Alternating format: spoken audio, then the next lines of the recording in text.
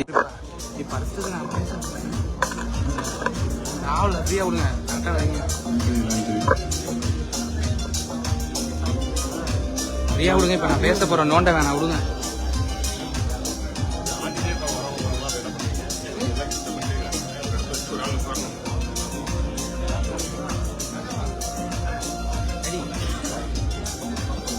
கூட்ட நிறைவில் அண்ணனுடன் சேர்ந்து புகைப்படம் எடுத்துக் கொள்ளலாம். அன்பு சகோதரர் ஸ்டீபன் ரோசாரி அவர்கள் அன்போடு இருக்கின்றனர். முன்னதாக நம்முடைய காஜா மைதீன் அவர்களையும் அழைக்க இருக்கின்றேன்.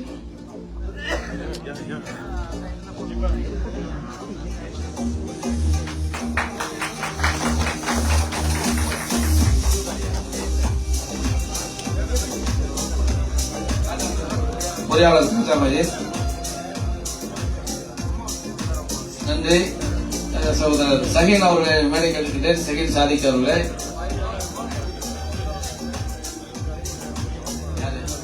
மணிவாசம் அண்ணன் மணிவாசம் அவர்களை இப்போதுதான் கவனிக்கிறேன். அண்ணன் அவர்களை மேடைக்கு அன்போடு அழைக்கின்றேன். வாங்க அண்ணா, வாங்க.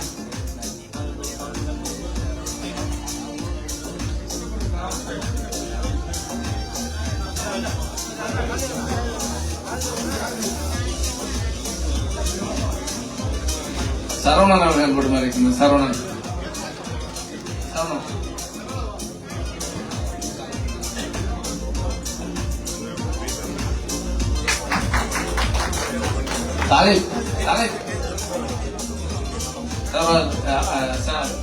சாதிக்கின்ற பையன் தாலிப்,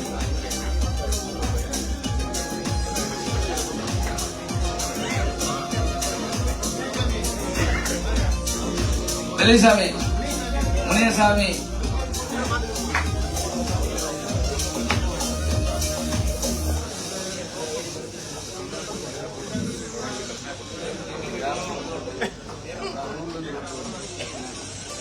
நாசர், நம்முடைய பொருளாளர் கோட்டக்கார்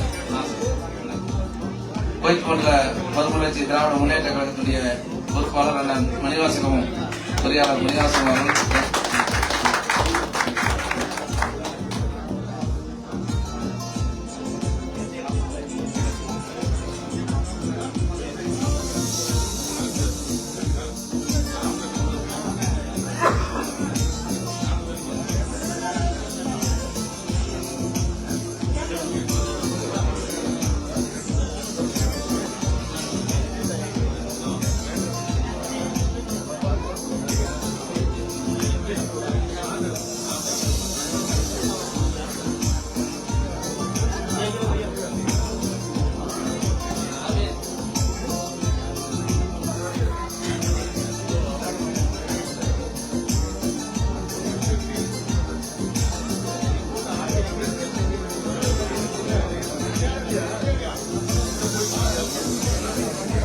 விடுதலை சிறுத்தை கட்சியுடைய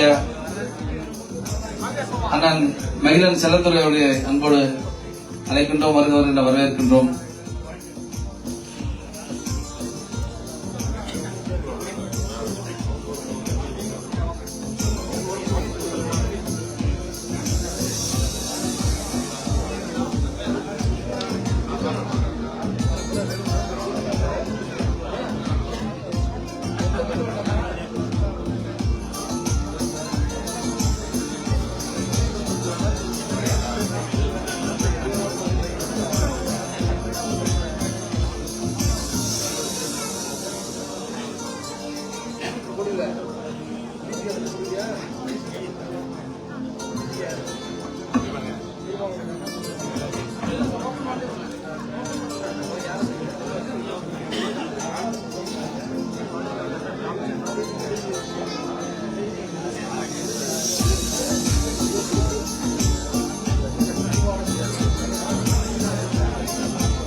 நன்றி. அடுத்ததாக வாழ்த்துறை.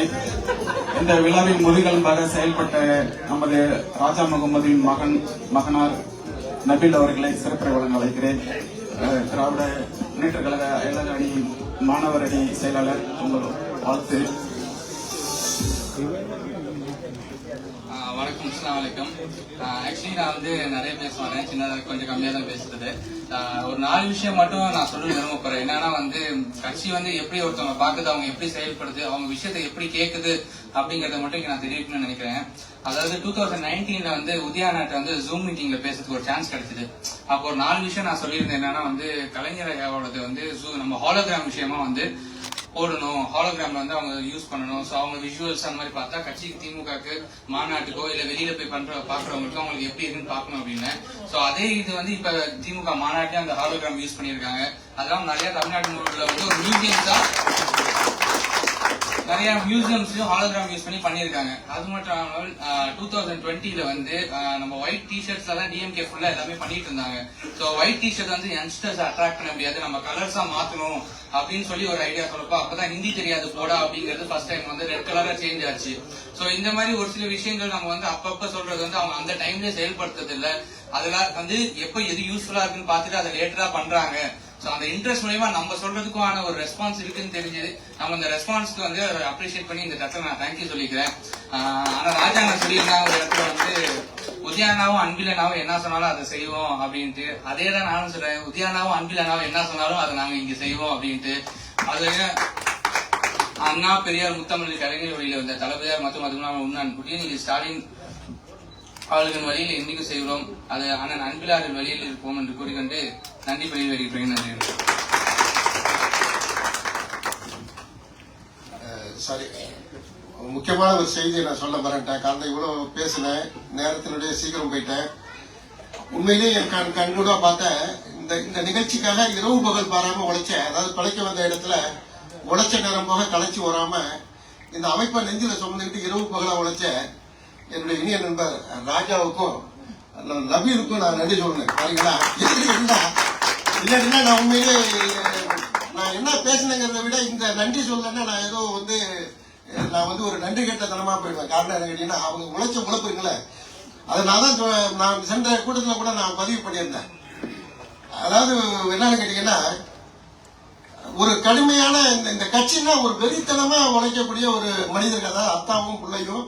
அது எப்படிதான் எனக்கே ஒன்றும் புரியல. எப்படிதான் இப்படி எல்லாம் வந்து பாத்தீங்கன்னா இந்த திமுக அவருக்கு உடம்புல அந்த எப்படி அந்த ரொக்கம் வேலை முடிச்சுட்டு வந்து அழுத்து தூங்கினா கூட கட்சின்னு சொல்லி ஒரு 50 கிலோமீட்டருக்கு வந்தாங்க 2 பேர் கட்சியில் சேர்றாங்கன்னு சொன்னா உடனே 2 பேரும் கிளம்பி போனாங்கல்ல. இந்த உணர்வு உண்மையிலேயே சொல்றேன், இந்த அளவுக்கு திமுகவை நான் கூட ஆதரிச்சில்ல. வாழ்த்துக்கள். புரியுங்களா?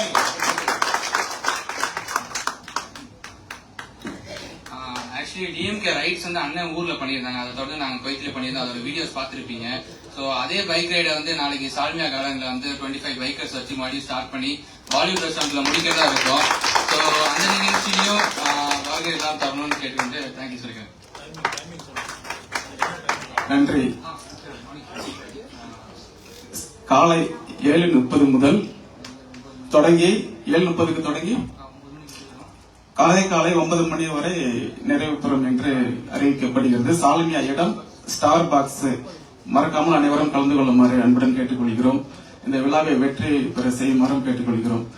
அடுத்ததாக நன்றி உரை நமது ஒருங்கிணைப்பாளர் அயலக திராவிட முன்னேற்ற கழகத்துடைய கிளட்வின் பாக்யராஜ் அவர்கள். அனைவருக்கும் எனது மாணவி வணக்கத்தை தெரிவித்துக் கொள்கிறேன். இன்றைய நாள் ஒரு இனிய நாள். காரணம், இன்று எங்களுடைய கோயில் தளபதி பேரவை என்பது அயலக அணியாக இன்று அண்ணன் தமிழ்மாறன் அவர்கள் முன்னிலே உருமாறிக்கிறது. ராஜா முகமது அண்ணன் அவர்களிடத்திலே நான் ஒரு 10 ஆண்டுகளுக்கு முன்பாக இணைந்தேன். தொடர்ந்து அவருடன் பயணித்துக் கொண்டு வருகிறேன். எங்கள் அமைப்பில் இடி இடித்தது, புயல் வந்தது, பல பிரச்சனைகள் வந்தாலும் அண்ணன் ராஜா முகமது அவருடன் நாங்கள் விடாப்பிடியாக இருந்து அவருடன் பணியாற்றிக் கொண்டிருக்கிறோம். காரணம், இந்த பேரவை வளர அவர் உழைத்த உழைப்பு சாதாரண உழைப்பு இல்லை.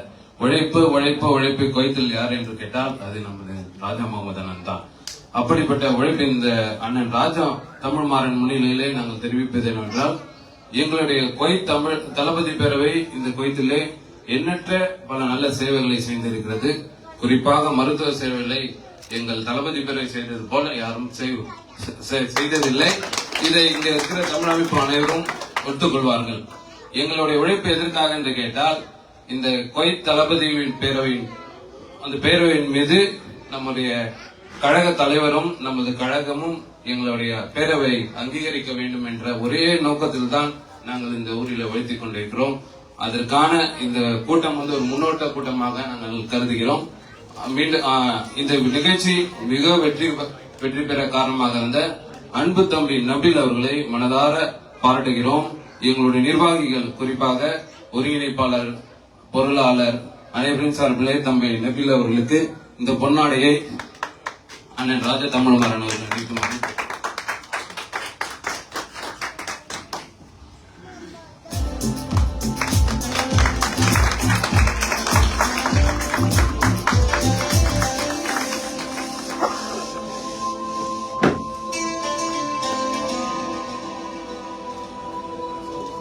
வருகை தந்து சிறப்பு செய்த அனைத்து நல்லுள்ளங்களுக்கும், கழக முன்னோடிகளுக்கும், கூட்டணி கட்சி தலைவர்கள் அனைவர்களுக்கும் இவங்க மனமார்ந்த நன்றியை ஐலக அணி சார்பிலே தெரிவித்துக் கொள்கிறோம். நன்றி, வணக்கம். நன்றி. சிறப்பு விருந்தினர் பேசுவதற்கு, சிறப்புரையாற்றுவதற்கு முன்பாக இந்த விழாவின் மற்றொரு கதாநாயகன் என்று சொல்லக்கூடிய நமது ராஜா முகமது அவர்களை அழைக்கிறேன். வாருங்கள். நீங்க பார்த்த வரைக்கும் நிகழ்ச்சி விளம்பரதாரர் பேனரே இல்லாத ஒரு நிகழ்ச்சி நான் இப்பதான் முதல் முறையா கோயத்துல பாக்குறேன். ஏன்னா அவங்க சொந்த உழைப்புல நிர்வாகிகளோட கலந்து இந்த விழா நடத்துறதுக்கு பெரிய யாருமே இது வரைக்கும் பிரச்சனை இல்லை. நானும் கிட்டத்தட்ட 30 வருஷமா இருக்கேன். ஏதாவது பேனர் இருக்கும், எந்த விளம்பரமும் இல்லாத ஒரு நிகழ்ச்சி இது. உண்மையிலேயே அவர் ஒரு வெள்ளேந்தி மனம் படைத்தவர். அவர் பெரிய ஏதோ எனக்கு அந்த கான்ட்ராக்ட் இந்த கான்ட்ராக்ட் கவர்மெண்ட்ல எடுக்கிறதுக்கு அவர் ஆசைப்படல. அவர் எப்படி நான் கவிஞர் சாதிக் பாட்சா அவர்கள் கேட்டு சொன்னது போல ரொம்ப வியப்பாக இருக்கு. அந்த அளவுக்கு இந்த கழகத்தின் மீது உயிர் மூச்சாக இருப்பது உண்மையிலேயே அது அவருடைய கடமை. வாழ்த்துக்கள். அஸ்ஸலாமு அலைக்கும், வணக்கம். இந்த இனிமையான மாலை நேரத்திலே திராவிட முன்னேற்ற கழகம் தோற்றுவிக்கப்பட்டு 75 ஆண்டு காலம் ஆன இந்த நாளை பவள விழாவாக நாம் இன்றைக்கு கொண்டாடி கொண்டிருக்கின்றோம்.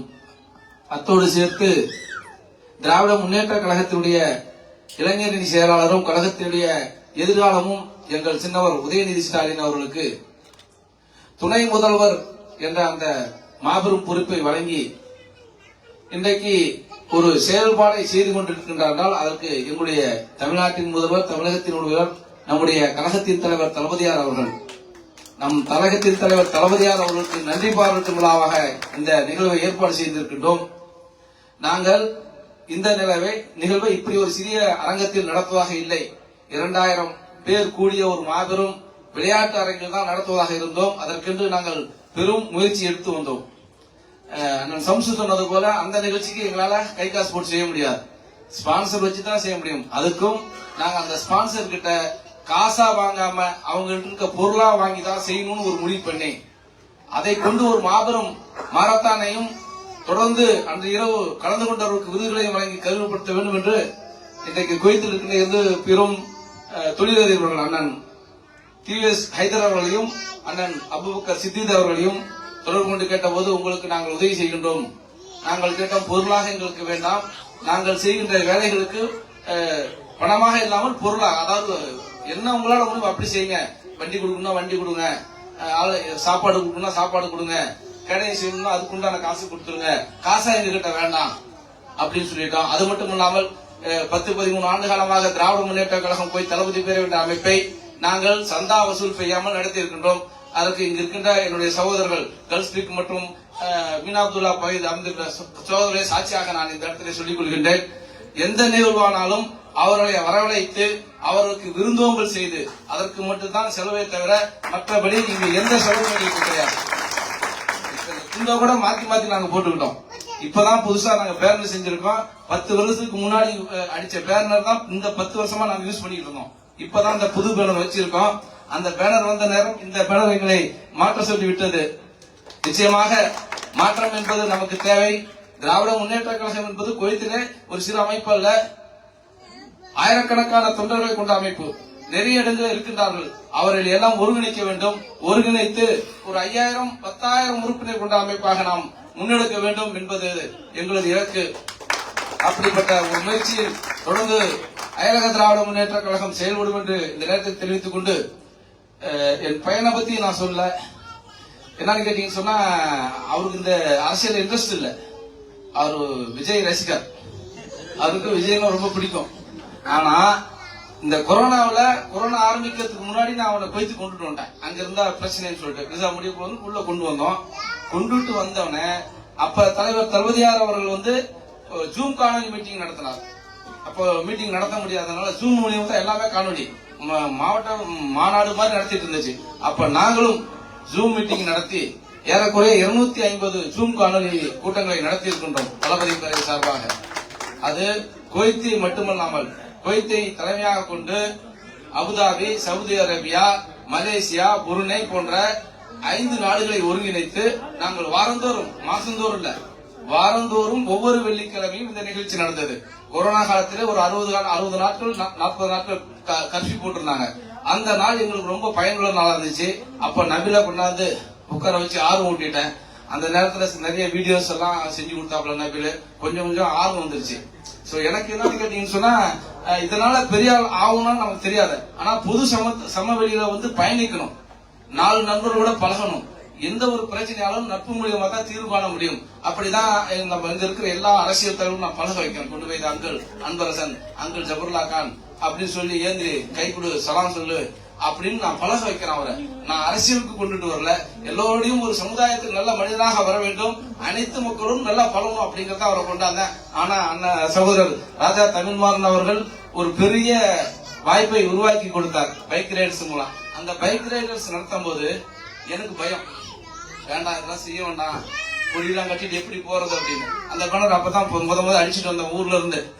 அப்பனா சகோதரர் மஜீத், அவங்க சகோதரர்கள் கலகலப்பு சரவணன் எல்லாரும் என்ன பண்ணாங்க, நாங்க சப்போர்ட் பண்றோம் செய்வான்னு சொன்னேன். நபிலா அவங்களோட ஃப்ரெண்ட்ஸ் சொல்லி ஒரு 25 பைக் ரெடி பண்ணி மரீனா மால்ல இருந்து கடற்கரையா நம்முடைய பாராளுமன்ற போய் பாராள முடியுமா நம்முடைய பாலிவுட்டை வந்து அடைஞ்சோம். 25 பைக் ரைட்ஸ் வச்சு வெற்றிகரமா முடிஞ்சு. அப்போ வந்து இந்த பேனரை வந்து நம்ம டவர் கீழே நின்று பிடிச்சோம். நான் டாடி வேணாம் டாடி பிடிக்க வேணாம் அப்படின்னா, போனா ஊருக்கு போல ஒன்றும் பிரச்சனை இல்லை, இப்படி பேசிக்கலாங்க. அங்க நின்று நாங்க கருப்பு சேப்ப பலூனை பறக்க விட்டோம். இதெல்லாம் காரணம் என்னன்னு கேட்டீங்கன்னா, எனக்கு பிறகு என் குடும்பத்தில் ஒரு திராவிட முன்னேற்ற கழகத்தில் உறுப்பினர் வர வேண்டும் என்பதுதான். ஏன்னா எங்க 5 அண்ணன்களும் எங்க அப்பா, எங்க வீட்டுல எல்லாமே திரும்ப, என்னுடைய தம்பி திருச்சி வடக்கு மாவட்டத்துல சிறுபான்மை நல உரிமை குழுவின் துணை அமைப்பாளர். அண்ணன் குவைத்தில் 1983 காலகட்டங்களில் குவைத் திமுக இளைஞர் நட்பு மன்றத்தினுடைய செயலாளர். அண்ணா அறிவாலயம் கட்டும் போது 1 லட்சத்துக்கும் அதிகமான பணத்தை நண்பர்களோடு சேர்ந்துதான், தனிப்பட்ட முறையில் இல்ல, வசூல் செய்து கொடுத்திருக்கிறாங்க. இப்படி எங்களுடைய குடும்பம் எங்களுக்கு திராவிட முன்னேற்ற கழகத்தின் குடும்பமாக திமுகவின் அனுதாபியாக தான் இருந்திருக்கோம். சில நேரங்களில் எங்களுக்கு வருத்தம் வரத்தான் செய்கிறது. ஆனாலும் இந்த கழகத்தை விட்டு செல்ல வேண்டும் என்ற எண்ணம் ஒருபோது எங்களுக்கு வந்ததில்லை. தொடர்ந்து திராவிட முன்னேற்ற கழகத்திற்காகவும் நாங்க எப்படி எல்லாம் சொன்னா, குடும்ப சொன்னாங்களா, இப்ப தலைவர் கலைஞர் வரும்போது நம்முடைய தளபதியார் வந்து குடும்ப அரசுன்னு சொன்னாங்க. இன்னைக்கு அவர் நம்ம தூக்கி ஒவ்வொன்னு நம்ம பாராட்டிக்கிட்டு இருக்கோம், சிறப்பா செய்வார். அதே போல நம்முடைய சின்னவர் உதயநிதி ஸ்டாலின் அவர்களும் மிக சிறப்பாக செய்து கொண்டிருக்கிறார். அவர்களையும் நாங்கள் தலைவராக ஏற்றுக்கொண்டு விட்டோம். தமிழ்நாட்டிற்கு எதிர்காலம் நம்முடைய சின்னவர் உதயநிதி கையில் இருக்கின்றது.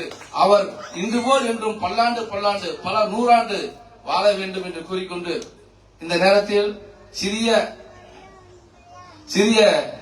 நினைவுகளை பறிந்து கொள்ள வாய்ப்பளித்த அத்துணை நல்லுள்ளங்களுக்கும், குறிப்பாக என்கிட்ட குறிப்பா ஒரு 25 பேர் இருக்கிறாங்க. குறிப்பா பேர் சொல்ற அளவுக்கு காளிதாஸ், நல்லரசு பழனி, போத்தியப்பன், ஓஜர் சுப்பிரமணியம், முனியசாமி, சாமி மங்களேஸ்வரன், அழகர் சாமி, சங்கர், வெங்கடேஷ், இது மாதிரி இருக்கிறாங்க. இவங்க எல்லாருமே நான் நிக்க சொன்ன இடத்துல நிப்பாங்க. காளிதாஸ் கேட்டீங்கன்னா தெரியும், அந்த அளவுக்கு என் மீது பற்று கொண்டவர். எனக்கு அடங்கணும் இல்ல, நான் அவங்களுக்கு மிரட்டுற ஆள் இல்ல, என் மீது அவர்களுக்கு பாசம். நான் அவர்களோட விரும்புவதெல்லாம் என்னோடு வாருங்கள், நான் எல்லாத்தையும் மேடையில உட்கார வைப்பேன். நான் எனக்கு பிடிக்காது, மேடையில வந்து உட்கார எனக்கு பிடிக்காது. நான் எல்லா வேலையும் செய்வேன், எல்லாத்தையும் வச்சு அழகு பார்க்கணும் தான் நான் ஆசைப்படுவேன். அப்படிப்பட்ட ஒரு நிறுவனம் தான் இதை வந்து நடத்தி என்னுடைய நண்பர்களா மேடையில எல்லாம் உட்கார வச்சு பெரிய மேடையில உட்கார வைக்கணும்னு ஆசைப்படுறேன். அந்த நிகழ்ச்சி விரைவில் நடைபெறும் என்று கூறிக்கொண்டு, நம்முடைய இந்த ஆணி வேறாக விழக்கூடிய வெண்தாளி வேந்தன் தந்தை பெரியாரின் புகழ் ஓங்குக, தந்தை பெரியாரின் புகழ், நமது கழகத்தின் தலைவராய் செயலாளராய் நம்மை எல்லாம் வழிநடத்திய பேரறிஞர் அண்ணாவின் புகழ் பேரறிஞர் அண்ணாவின் புகழ். நமது கழகத்தை நம்மோடு வாழ்ந்து கொண்டிருக்கின்ற ஓய்வறியா உதயசூரியன் முத்துவேல் கருணாநிதியின் புகழ், கலைஞர் கருணாநிதியின் புகழ் என்று கூறி நமது கழகத்தின் தலைவர் பல்லாண்டு பல்லாண்டு பல நூறு ஆண்டு காலம் வாழ வேண்டும் என்று வாழ்த்தி, வாழ்க தளபதியார், வாழ்க தலைவியார், உதிக்கட்டும் உதயசூரியன் தொடர்ந்து தமிழ்நாட்டில் ஒன்றியத்தை ஆட்சி படைக்கின்றது உதயநிதி ஸ்டாலின் என்று வருங்காலம் வாழ்த்து என்று கூறி விடைபெறுகிறேன். நன்றி, வணக்கம். கவிஞர் சித்திக் அவர்கள் சொன்னார், உழைப்பு உழைப்பு உழைப்பு.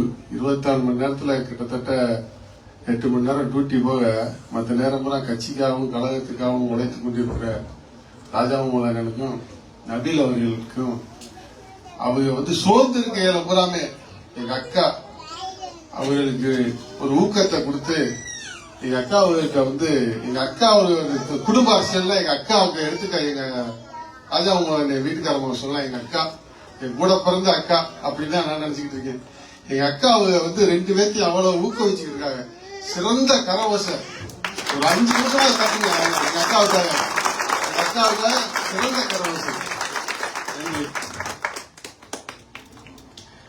நன்றி ராஜா முகமது அவர்களே, சிறப்பான ஒரு வாழ்த்துறை. உங்கள் எதிர்கால திட்டங்கள் எண்ணங்களும் மீடேற இங்கு உள்ள நமது கழக உறுப்பினர் அனைவரும் ஒத்துழைப்பு கொடுப்பார்கள். இங்கு யாராவது பேசுறதுக்கு நாங்கள் விடுபட்டிருந்தால் தயவு செய்து வருத்தப்படாதீர்கள், எங்கள் வருத்தத்தை தெரிவித்துக் கொள்கிறோம், மன்னிக்கவும். அடுத்ததாக நமது சிறப்பு விருந்தினர் அண்ணன் ஆசிரியர் ராஜா தமிழ்மாறன் அவர்களை அன்புடன் அழைக்கிறேன். அவர்களை வாழ்த்து நேரமில்லை.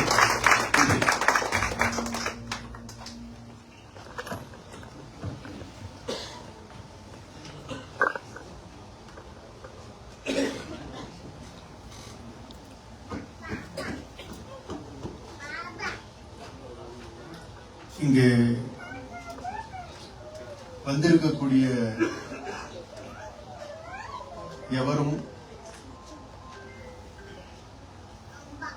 தமிழ்நாட்டில் பல இடங்களில் பொதுக்கூட்டத்திற்கு ஆள் வைத்து கூட்டி வந்தது போலல்லாதவர்கள். ஒவ்வொருவரும் ஒவ்வொரு மேடையில் பேசுவதற்கு தகுதியானவர்கள். ஒவ்வொருவரும் குவைத்தில் தனக்கென்று ஒரு முத்திரையை பதித்து ஒரு தொழில் அல்லது ஒரு வேலை அவற்றில் தங்களை ஈடுபடுத்தி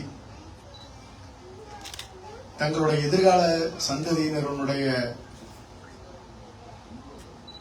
நல்வாழ்வினை கருத்தில் கொண்டு பலர் தங்களுடைய குடும்பத்தினரை தாய் தமிழகத்தில் எங்களையெல்லாம் நம்பி விட்டிருக்கிறீர்கள், கவலைப்படாதீர்கள், நாங்கள் அவர்களை உறுதியாக நல்ல முறையில் பார்த்துக் கொள்வோம்.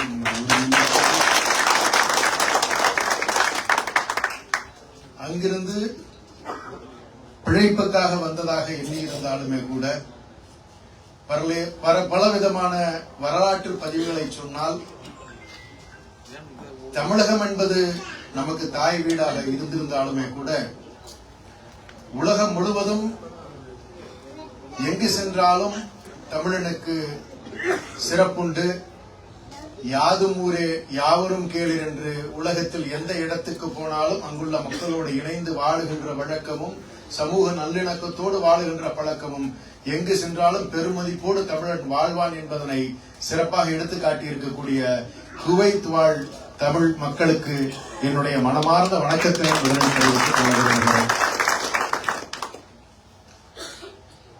இன்று நாம் அனைவரும் இங்கு பேசுவதற்கு மிகப்பெரிய காரணமாக இருப்பது திராவிட முன்னேற்ற கழகம் என்கின்ற ஒரு மாபெரும் அமைப்பு என்று சொல்ல முடியாது, நம் உணர்வில் கலந்த ஒரு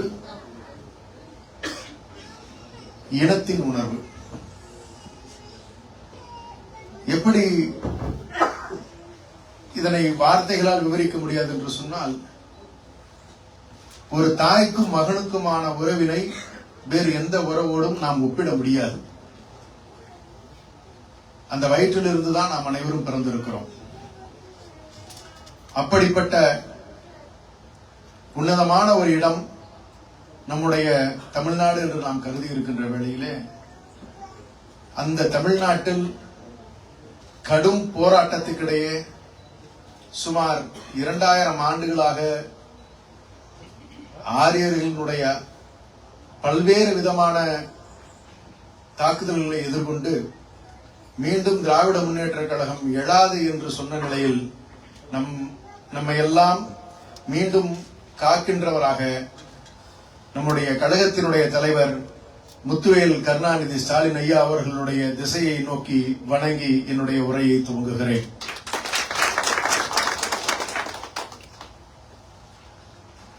முத்துவேல் கருணாநிதி ஸ்டாலின் என்று சொல்லுகின்ற பொழுது இவை அனைத்துக்கும் மூலமாக இருந்து செயல்பட்டு தமிழகத்தை பண்பட்ட ஒரு மண்ணாக மாற்றியவர் முத்துவேல் கருணாநிதி ஐயா அவர்கள். முத்தமிழறிஞர் கலைஞர் என்று நாம் எல்லாம் பாசமாக அழைக்கக்கூடியவர். அவர் செய்த சமூக மாற்றங்கள், அவர் கொண்டு வந்த சட்ட திட்டங்கள் தான் தமிழ்நாட்டை பண்பட்ட மண்ணாக மாற்றியது. அப்படிப்பட்ட ஒரு மண்ணிலிருந்து வந்தவனாக முத்தமிழறிஞர் கலைஞர் அவர்களின் மாணவனாகத்தான் என்னை நான் என்றும் கருதி கொள்ளுவேன். ஏனென்று சொன்னால் அவருடைய மாணவர்களுக்கு தமிழின் மீதான பற்று என்றும் குறையாது, இலக்கியத்தின் மீதான பற்று குறையாது, சமூக நலனின் மீது அக்கறை இருக்கும், பிறருக்காக வாழ்வதை கடமையாக கொண்டிருக்கக்கூடியவர்கள். அவர்தம் வழியிலே வந்திருக்கக்கூடியவர் தான் அவருடைய பெயரனான எங்களை எல்லாம் பொது வாழ்வுக்கு அறிமுகப்படுத்திய அண்ணன் துணை முதலமைச்சர் உதயநிதி ஸ்டாலின் அண்ணன் அவர்கள். அவர்கள் இல்லையில் என்னை போன்றவர்கள் இது போன்ற பொதுவெளிக்கு சமூகத்திற்கு அறிமுகமாகி இப்பேற்பட்ட அரசியலில் பங்காற்றுவதற்கான வாய்ப்பு கிடைத்திருக்காது. நாங்கள் எல்லாம் சாதாரண விவசாய குடும்பத்தில், என்னுடைய தாத்தா 2 ஏக்கர் மேட்டுக்காடு மட்டுமே சொந்தமான திருச்செங்கோட்டில் இருந்தவர். என்னுடைய தந்தை முதல் தலைமுறை பட்டதாரி, ஜமாலில் படித்தவர்.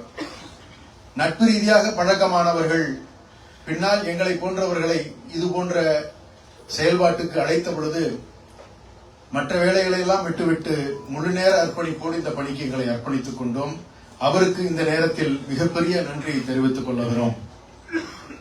அது மட்டுமல்ல, எங்களை எல்லாம் செதுக்கி சீர்படுத்தி உருக்கி அச்சிலேத்தியவர் அன்பில் அண்ணன் அவர்கள். அன்பில் அண்ணன் என்று நாங்கள் சொன்னால் நாங்கள் நெருங்கி பழகிய அன்பில் மகேஷ் பொய்யாமொழி அண்ணன் அவர்களைத்தான் நாங்கள் அன்பிலாக பார்க்கிறோம். இங்கு திருச்சியில் இருக்கக்கூடியவர்களுக்கு தெரியும் அன்பில் அண்ணன் என்றால் யார் என்று. எங்களை பொறுத்தவரை மீண்டும் அன்பில் தர்மலிங்கம் ஐயா எனது தந்தை எனக்கு பல முறை சொல்லியிருக்கிறார், அவரை பார்க்கிறோம் என்றால் அன்பில் மகேஷ் பொய்யாமொழி அண்ணன் அவர்களை நாங்கள் பார்க்கிறோம். பொய்யாமொழி அப்பாவை சொல்லியிருக்கிறார்கள், அனைவருடைய தோள்களிலும் கையை போட்டு நண்பா நான் இருக்கிறேன், பார்த்துக் கொள்கிறேன், எதுவும் கவலைப்படாத போ, நான் செஞ்சு தரேன் போன்னு சொல்லி அவ்வளவு பேருக்கு செஞ்சு கொடுத்து நிறைய பேரை உருவாக்கின பெருமை பொய்யாமொழி அப்பாக்கு உண்டு.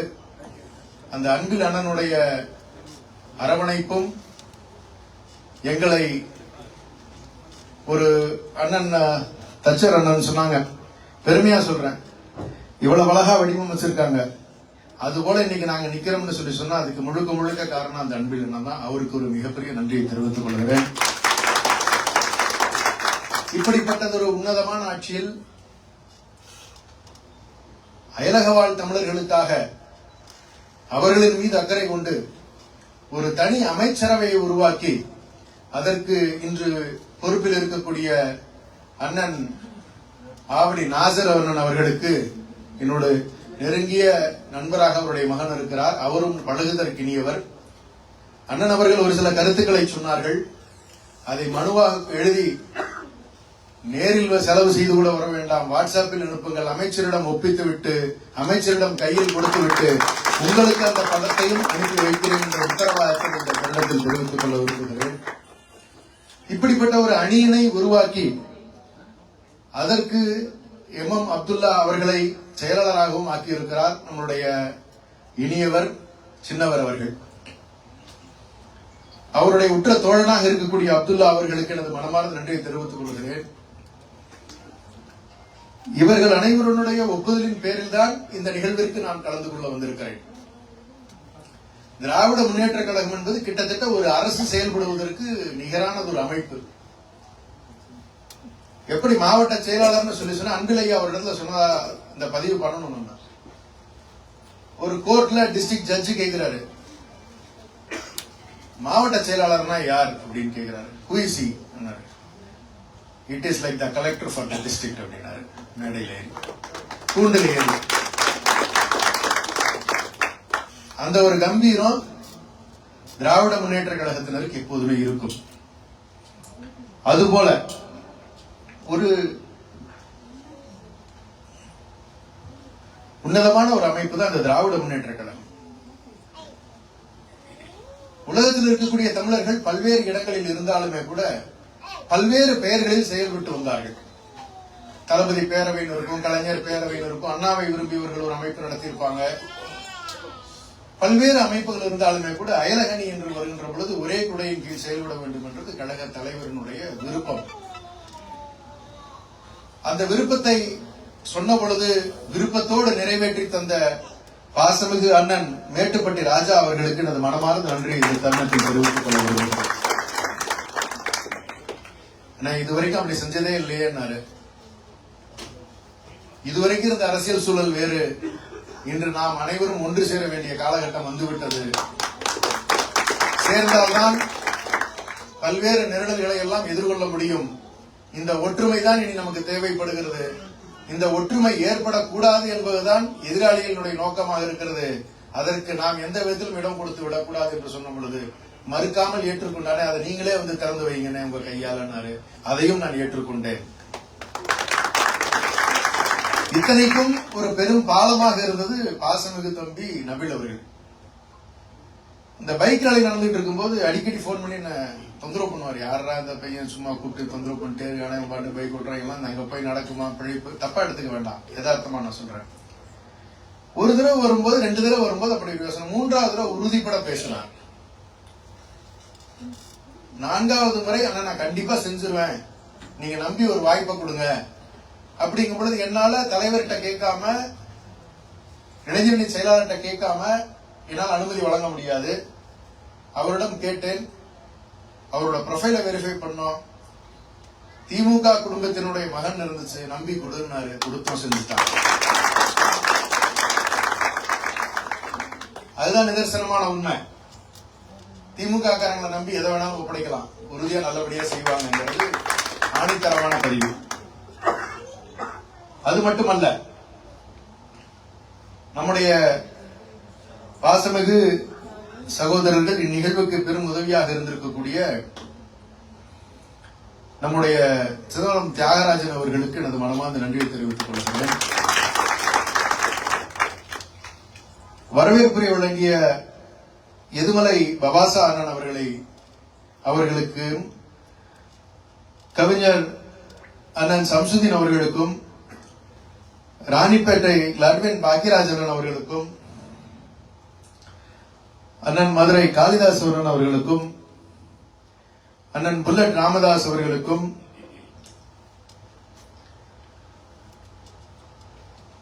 சற்று நேரத்திற்கு முன் ஒரு நாள் ஃபுல்லா மழை பெய்த மாதிரி இருந்துச்சு.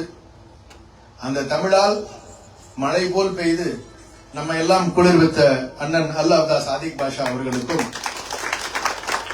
எனது நன்றியை தெரிவித்துக் கொள்ள விரும்புகிறேன். என்னடா அது நன்றி உரைக்க இவ்வளவு நேரம் ஒவ்வொரு பேருக்கும் சொல்லும் பொழுதே சொல்லாரு, என்னடா சொல்ல போறாருன்னு நினைக்கிறீங்களா? டைம் ஆயிடுச்சு, பசிக்குது. ஒரு சின்ன கதை மட்டும் சொல்லிடுறேன். அவசியம் இன்னைக்கு இது தெரிஞ்சுக்க வேண்டிய ஒரு சூழல். ஒரு 2000 வருஷத்துக்கு முன்னாடி ஒரு ஊரை பத்தி சொல்றேன். அந்த ஊர்ல கல்வி உலகம் மெச்சும் அளவுக்கு இருந்த கல்வி. அதில் இருக்கக்கூடிய ஒரு பகுதி நாட்டை ஒரு பெண் ஆண்டிருக்கிறார். அறிவியலில் சிறந்து விளங்கிய நாடு அது. அறிவியல்னு சொன்னா உலோகங்களை எந்த பதத்தில் உருக்கினால் என்ன கிடைக்கும் என்பதை தெளிவாக புரிந்து போருக்கு வாள் இதில் செய்ய வேண்டும், தங்கத்தை உருக்கி எப்படி நகை செய்ய வேண்டும், வைரங்களை எப்படி அதில் பதிக்க வேண்டும் என்று தெரிந்திருந்தால்தான், அறிவியல் தெரிந்திருந்தால்தான் அதை செய்ய முடியும். அப்படிப்பட்ட ஒரு உயர்ந்த சமூகம். இன்னும் ஒருபடி மேல சொல்லணும்னா ஆர்கானிக் டையிங் இருந்தது. டையிங்னா என்ன? நம்மளுடைய துணிக்கு சாயம் ஏற்றுகின்ற பட்டறை இருந்திருக்கிறது. அறிவியல் இருந்தால்தானே அது சாத்தியம். மருந்தே உணவு, உணவே மருந்தாக கொண்டிருந்த சமூகம் அது. நோய்களுக்கு உணவாலேயே மருந்து கொண்டு சீராக செம்மையாக உடலை வைத்திருந்த ஒரு சமூகம். வானவியல் சாஸ்திரத்தை முழுமையாக தெரிந்திருந்து எந்த நட்சத்திரம் வருகின்ற பொழுது, எந்த வானில் தருகின்ற கிரகம் நகர்கின்ற பொழுது வணிகத்துக்கு கப்பலை எடுத்துக்கொண்டு வெளியே செல்ல வேண்டும். ஏன்னா எப்ப நார்த் ஈஸ்ட் மான்சூன் வரும், எப்ப சவுத் வெஸ்ட் மான்சூன் வரணுங்கிறது அன்னைக்கு கப்பல் உங்களுக்கு காற்றினால் பயணிக்கக்கூடியதுதான். அதை தெளிவா தெரிஞ்சிருந்த ஒரு சமூகம். விவசாயத்தில் உயரிய நிலையில் இருந்த சமூகம். அறிவியல் சார்ந்த கலைகளில் சிறந்து விளங்கிய சமூகம். விளையாட்டுகள் கூட எப்படி இருக்குன்னா, தாண்டில் அடிச்சு பார்த்திருக்கீங்கல்ல, அது இங்க இருந்து கண்ணை வச்சே கணக்கு போடணும். அந்த ஓரடினா எத்தனை தூரம்னு பார்வையாலேயே நம்ம சொல்லணும். அது என்ன அறிவுக்கு வேலை. நீங்க அளக்க தேவையில்ல, அது கரெக்டா இருந்துச்சுன்னா உன் பார்வையிலேயே உனக்கு அளக்கின்ற சக்தியை கொடுக்கக்கூடியது. ஆனா அது விளையாட்டு. கபடி விளையாட்டு இருந்தது. அந்த விளையாட்டுக்கு தனித்திறமை உண்டு. அந்த எல்லைக்குள்ள நீங்க தொட்டுட்டு வெளியே வரணும். அப்படிப்பட்ட சிறந்த விளையாட்டுகளுக்கு இருந்த சமூகம். இன்னும் சரியா சொல்லணும்னா சமூக நீதிக்கு பேர் போன சமூகம்.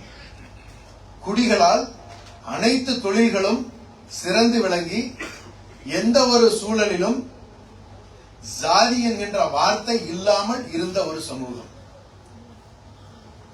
திருக்குறள் என்கின்ற வார்த்தையை நாம் உச்சரிக்கும் பொழுது நீதி, வாழ்வில் நமக்கு ஏற்படக்கூடிய அத்தனை விதமான பிரச்சனைகளுக்கும் தீர்வு சொல்லக்கூடிய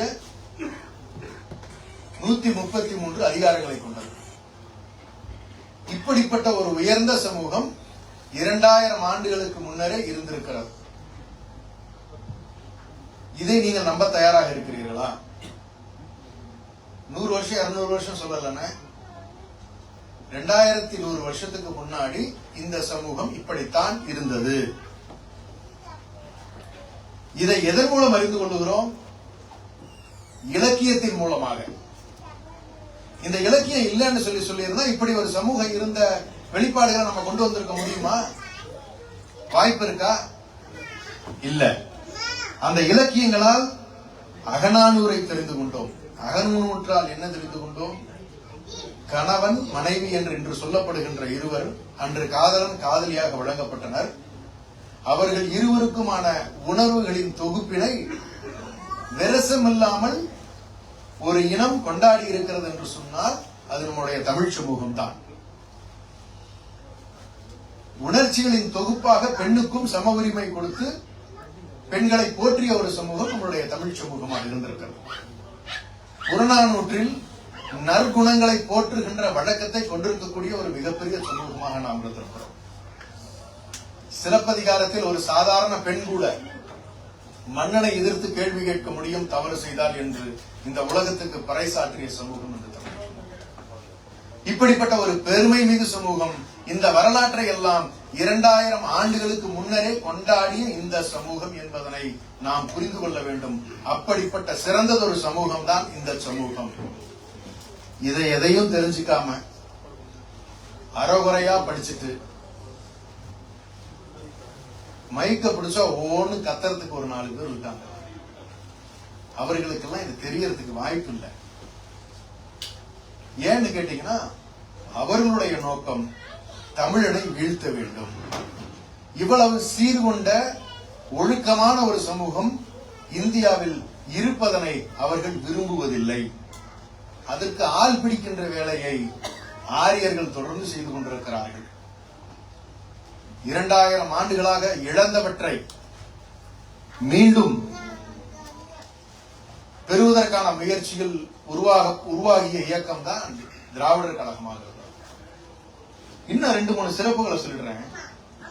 தலைமுறைகளை தாத்தா, பாட்டன், பூட்டன் என்ற 7 தலைமுறைகளை சொல்லக்கூடிய ஒரே சமூகம், ஒரே மொழியின் சிறப்பு தமிழ் சமூகத்துக்கு. அளவுகளை குண்டுமணி அளவுல இருந்து நாமெல்லாம் இன்னைக்கு சொல்றோம்ல நேனோன்னு, அதை அன்னைக்கே தமிழன் சொல்லி வச்சிருக்கான். அப்படிப்பட்ட சிறந்த அளவுகள் வைத்திருந்த ஒரு சமூகம் நம்முடைய தமிழ் சமூகம். உலகம் முழுவதும் வணிகத்திற்காக சென்று இருக்கிறார்கள். வணிகத்திற்காக ஐரோப்பா கண்டம்,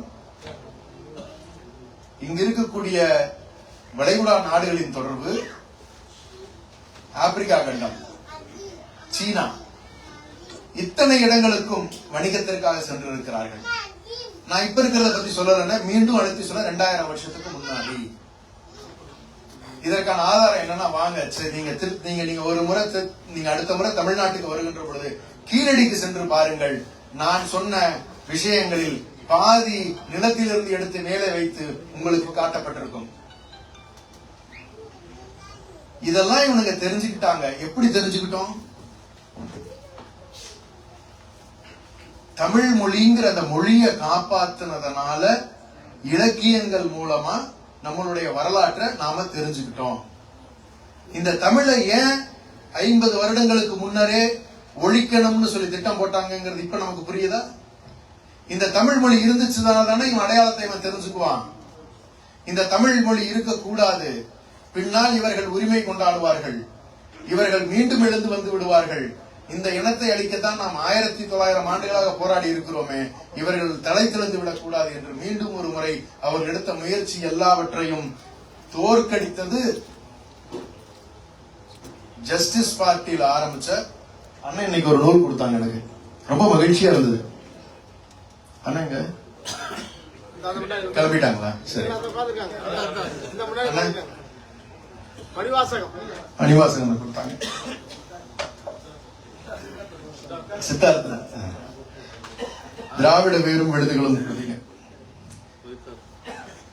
முழுக்க முழுக்க இப்படிப்பட்ட ஒரு சிறந்த சமூகமா இருந்தது. 1891 என்ன நிலையில இருந்ததுன்னு சொல்லணும்னா, பிராமணர்கள் மட்டும்தான் படிக்க முடியும், அவருக்கு கீழானவர்களுக்கு படிக்க உரிமை இல்லை. பெண்களை தாசிகளாக கோயிலில் வைத்திருந்த எளிமை நிகழ்வும் நடந்தது. அடிமைகளாக ஜாதி பிரிவினைகளை கொண்டு நம்மை எல்லாம் மாற்றி இருந்தார்கள். அப்படிப்பட்ட ஒரு இழிவான நிலைக்கு நம்மை தள்ளியவர்கள் அவர்களிடமிருந்து மீட்டெடுப்பதற்காக முதலில் ஜஸ்டிஸ் பார்ட்டியை துவங்கினார்கள். ஜஸ்டிஸ் பார்ட்டியிலிருந்து பின்னால் தோன்றியது திராவிடர் கழகம். திராவிடர் கழகத்திலிருந்து, ஏன்னா அந்த வரலாறு எல்லாருமே நிறைய சொல்லிட்டாங்க, மீண்டும் அதை சொன்னா உங்களுக்கு அது நெருடலா இருக்கும், கேட்டதையே திரும்ப கேட்கறதுக்கு சிரமமா இருக்கும். அதன் பின்னால் வந்ததுதான் திராவிட முன்னேற்ற கழகம். எதனால் உருவாக்கப்பட்டது என்று சொன்னால், ஆட்சி அதிகாரம் கையில் இருந்தால் மட்டுமே நம்முடைய மக்களின் உணர்வுகளுக்கு ஏற்ப நம்முடைய தமிழ் இனத்தினுடைய அடையாளங்களை மீட்டெடுக்க முடியும் என்கின்ற எண்ணத்தை கொண்டிருந்த முத்தமிழறிஞர் டாக்டர் கலைஞர் அவர்களை உருவாக்கிய அண்ணா அவர்கள் மனதார நினைத்த எண்ணத்தினுடைய வெளிப்பாடுதான் திராவிட முன்னேற்ற கழகம் துவங்கப்பட்டது. பேரறிஞர் அண்ணா என்ன கனவுகளை எல்லாம் எழுதி வைத்துவிட்டு ஆட்சிக்கட்டில் அமர்த்திவிட்டு ஒரே ஒரு இடத்தில் மறைந்து விட்டார். அந்த எண்ணங்களுக்கெல்லாம் செயல் வடிவம் கொடுத்து திட்டங்களாக மாற்றி ஒரு பெரும் அளவிலே சட்ட திட்டங்கள் மூலமாக சிறிது சிறிதாக எவ்வளவு பிரச்சனைகள் வந்தாலும், மிசா போன்ற ஆதிக்கங்கள் வந்தாலும் கூட சளைக்காமல் தன்னுடைய பங்களிப்பை தொடர்ந்து கொடுத்து வந்து இந்த சமூகத்தில் இருக்கிறவங்க எல்லாரும் மீண்டும் எல்லோரும் கல்வி பெற வேண்டும், பெண்களுக்கு சொத்தில் பங்கு வேண்டும், பெண்கள் மரியாதையோடு நடத்தப்பட வேண்டும், உலகம் முழுவதும் மீண்டும் தமிழர்கள் செல்ல வேண்டும், தமிழுக்கு அடுத்த மொழியாக ஆங்கில மொழியை கொண்டு வந்து நம்முடைய பிள்ளைகள் எல்லாம் உலகம் முழுக்க சென்று படிப்பறிவோடு நன்றாக வாழ வேண்டும், தமிழர் இனம் மீண்டெழ வேண்டும் என்று மிகப்பெரிய பங்காற்றியவர் நம்முடைய முத்தமிழறிஞர் டாக்டர் கலைஞர் அவர்கள். அவர் ஒருவர் இல்லாமல் இருந்திருந்தால் இது எதுவும் நடந்திருக்க வாய்ப்புகளே கிடையாது. உறுதியாக சொல்லுகிறேன். ஏனென்றால் கொள்கை பிடிப்பு அவசியம், சரியாக உணர்ந்திருப்பது அவசியம். அது இல்லாம போயிருக்கும்னு சொல்லி சொன்னா, அவர் இல்லாம இருந்திருந்தா அது பல்வேறு சூழ்நிலைகள் இடைச்செருகலா நம்ம திராவிட முன்னேற்ற கழகத்துக்கு துரோகம் விளைவித்து ஆட்சி கட்டில் அமர்ந்த அதிமுக உட்கார்ந்த பொழுதெல்லாம் நாம் பார்த்திருக்கிறோம் எப்படியெல்லாம் ஒன்றிய அரசோடு சேர்ந்து தமிழினத்துக்கு துரோகம் செய்து வந்திருக்கிறார்கள் என்பது வரலாற்று பதிவு. அதை எவராலும் மறுக்கவும் முடியாது. இந்த 10 வருஷம் மிகப்பெரிய எக்ஸாம்பிள். கல்வி என்பது மாநில பட்டியலில் இருந்ததனை எடப்பாடி அவர்கள் ஒன்றிய அரசினுடைய பட்டியலுக்கு கையெழுத்திட்டு பார்த்து விட்டார்.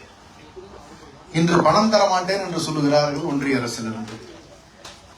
நீங்கள் மும்மொழி கொள்கையில் கையெழுத்திடுங்கள், உங்களுக்கு பணத்தை கொடுத்து விடுகிறோம். அப்படியெல்லாம் சமரசம் செய்பவர் அல்ல முத்துவேல் கருணாநிதி ஸ்டாலின் அவர்கள். கடந்த காலத்தை பார்த்து விட்டீர்கள், நிகழ்காலத்தை பற்றி பேசுவோம். திராவிட மாடல் ஆட்சியை பத்தி அண்ணன் எல்லாருமே பேசிட்டீங்க. எல்லோருக்கும் எல்லாம், அயலக வாழ் தமிழர்களுக்கான வாரியம், அதற்கென்று ஒரு அமைச்சர், இப்படியெல்லாம் முற்காலத்தில் சிந்தித்ததுண்டா? இவை அனைத்தும் நிகழ்காலத்தில் நடக்கின்றவை. இது மட்டுமல்ல, தமிழ்நாட்டில் 1000 ரூபாய் மகளிர் உரிமை தொகை கொடுக்கறாங்கம்மா. அந்த உரிமை தொகையை நிறைய பேர் கிண்டல் அடிக்கிறது இருக்கிறாங்க. அதோட மைக்ரோ எக்கனாமிக்ஸ் இங்க இருக்கக்கூடியவர்களுக்கு தெளிவா புரியும். ஏன்னா ஒவ்வொருத்தரும் ஒரு வருமானத்துக்காக இந்த ஊர்ல நம்ம இருக்கிறவங்க. ஒரு கிராமத்துல இருக்கக்கூடிய ஒரு 7000 இருந்து 10,000 பேர் இருந்தாங்கன்னா ஒரு 3000 பெண்களுக்கு மாதம் 1000 ரூபாய் வருகிறது என்று சொன்னால் 30 லட்சம் ரூபாய் ஒரு கிராமத்திற்கு வருகிறது. 30 லட்சம் ரூபாய் ஒரு கிராமத்துக்குள்ள வந்துச்சுன்னா அது மளிகை கடைக்கும் பெண்களுடைய சீட்டுக்கு சேர்த்துறதுக்கும் சில்லறை செலவுக்கும் அது சேமிப்பா பெண்கள் கையில போய் சேர்கின்ற பொழுது வருடத்திற்கு ஒவ்வொரு கிராமத்திற்கும் 3,60,00,000 ரூபாய் வருகிறது. அப்படி இருக்கிற சூழ்நிலையில அந்த கிராமத்தினுடைய அந்த மக்களினுடைய அடிப்படை தேவைகள் எந்த அளவுக்கு பூர்த்தியாகி மக்கள் எந்திரித்து வருவதற்கான வாய்ப்புகள் ஏற்படுகிறது. அதுல மினிமம் பேலன்ஸ் அக்கௌண்ட் பிடிக்க முடியாது, ஜிஎஸ்டி கிடையாது, எங்க கிட்ட இருந்து நீங்க பணத்தை உருவவே முடியாது, நாங்க கொடுக்கறத உங்களால நிறுத்தவும் முடியாது. இதுதான் திராவிட மாடல் ஆட்சி. நீ என்ன கொடுக்கிறது? எப்படி சாத்தியப்படுகிறது? மிகப்பெரிய அளவில் அந்நிய முதலீடுகளை ஈட்டு எஸ்டி எஸ்டி ஜிஎஸ்டி ரெண்டு இருக்கு. ST ST IGST. ஐஜிஎஸ்டிங்கிறது ஒன்றிய அரசுக்கு நேரா பாதி போயிடும். எஸ்சிஎஸ்டி எப்படி வரும்னு சொல்லி சொன்னா அது தமிழ்நாட்டு அக்கௌண்ட்டுக்கு நேரா வந்துடும். இந்த வருவாயில் 100 ரூபாய் முன்னாடி வந்து கொண்டிருந்தது, அதில் 50 மட்டும்தான் தமிழ்நாட்டுக்கு வந்து கொண்டிருந்தது நேரடி வருவாய். அதற்கு மேல் கட்டுகின்ற இன்கம் டாக்ஸ் ஆகட்டும் இல்ல மற்ற வரிகள் ஆகட்டும் அது தனி. அந்த கணக்குல தான் நம்ம சொல்றோம் வரியா கட்டக்கூடியதுல நீங்க திரும்ப கொடுக்கறதுன்னு சொல்லி சொல்றது. இந்த எஸ்சிஎஸ்டி வருவாய் வந்து நேரம் நம்ம அக்கௌண்ட்டுக்கு வருது. அதை 150 ஆக்கணும்னே நமக்கு 75 வருது. அதை 200 ஆக்கணும்னா என்ன 100 கொடுக்குறோமோ பரவாயில்ல, எங்களால நீ பொழைச்சுதான் இருந்துட்டு போகுது, நாங்க எப்படி வரணுமோ மீண்டும் பாத்துக்கிறோம். காங்கிரசினுடைய ஆட்சி அடுத்த 4 ஆண்டுகளில் வருகின்ற பொழுது இதற்கு 2 மடங்காக பெற்று மீண்டும் தமிழகத்தை எங்களால் இதை விட உயரிய நிலைக்கு கொண்டு செல்ல முடியும். அப்ப அண்ணெல்லாம் நிறைய பேர் இந்த 2 நாளைக்கு முன்னாடி கதையெல்லாம் சொல்லிக்கிட்டே வந்தாங்க. இதெல்லாம் நம்ம தொடவே வேண்டாம். ஏன் தெரியுமா? திராவிட முன்னேற்ற கழகம்ங்கிற கட்சி கிடையாது, தமிழர்களுடைய உணர்வு. இதை யாருமே தொடவும் முடியாது, யாரும் எதுவுமே பண்ண முடியாது. இத யாருன்னா விடல பருவத்தில் இருக்கிற சின்ன அரியா பசங்களுக்கு ஒரு ஆர்வத்துல சினிமா பார்வையில் இருக்கக்கூடிய நபில் ஒரு காலத்துல வந்து விஜயோட ரசிகரா இருந்தாருன்னு சொன்னாங்க பாத்தீங்களா, அந்த கதை மாதிரிதான் வருவதெல்லாம். தன்னுடைய வாழ்க்கை என்று வருகின்ற பொழுது 18 வயது 19 வயதில் இருக்கக்கூடிய மாணவர்கள் இளைஞர்களுடைய நிலை வேறு, 24 25 வயது ஆகின்ற பொழுது நிலைமைகள் வேறு. அப்படிப்பட்ட நிலையில் தான் தன்னுடைய குடும்பம் தன்னுடைய யதார்த்த வாழ்க்கை என்று வருகின்ற பொழுது இதையெல்லாம் அவர்கள் உணர்ந்து கொள்வார்கள். கட்சி நடத்துவது அவ்வளவு ஒன்றும் சுலபமான வேலை கிடையாது. கட்சி நடத்துவது அவர்களை பொறுத்தவரை ஒரு வியாபாரமாக மாறிவிட்டது, நாடக கூடமாக மாறிவிட்டது. மற்ற கட்சிகளுக்கு நமக்கு உள்ள டிஃபரன்ஸ் தான். நம்மளை பொறுத்த வரைக்கும் நம்ம உணர்வால திமுக, உணர்வால தமிழன், தமிழனின் திமுகவை எந்த காலத்திலையும் பிரிக்க முடியாது. இரண்டு மிகப்பெரிய காரணங்கள். இந்த கருப்பு சிவப்பை எந்த நேரத்தில் தேர்ந்தெடுத்தால் என்று சொன்னால், கீழடியில் நாம் பெற்றிருக்கக்கூடிய அந்த வெந்த பானையினுடைய ஓடுகள் இருக்கின்றன. அவற்றை எடுத்து பாருங்கள். வெந்த ஓடு சிகப்பு கருப்பு தான் இருந்திருக்கும். இது இனத்துல கலந்தது. தமிழ் மொழிங்கிறது நம்மளுடைய மொழியில உணர்வுகளை, எந்த விதமான உணர்ச்சிகளையும் அவ்வளவு அழகா சொல்லக்கூடிய ஒரு மிகப்பெரிய வாய்ப்பு இருக்கு. தமிழ் மொழிக்கே உண்டான சிறப்பு அது. உயிரெழுத்து, மெய்யெழுத்து, உயிர்மெய் எழுத்து.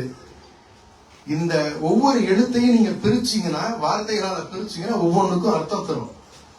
அப்படிப்பட்ட ஒரு மிகப்பெரிய உலகத்திலேயே ஒரு சிறந்த மொழி தமிழ் மொழி.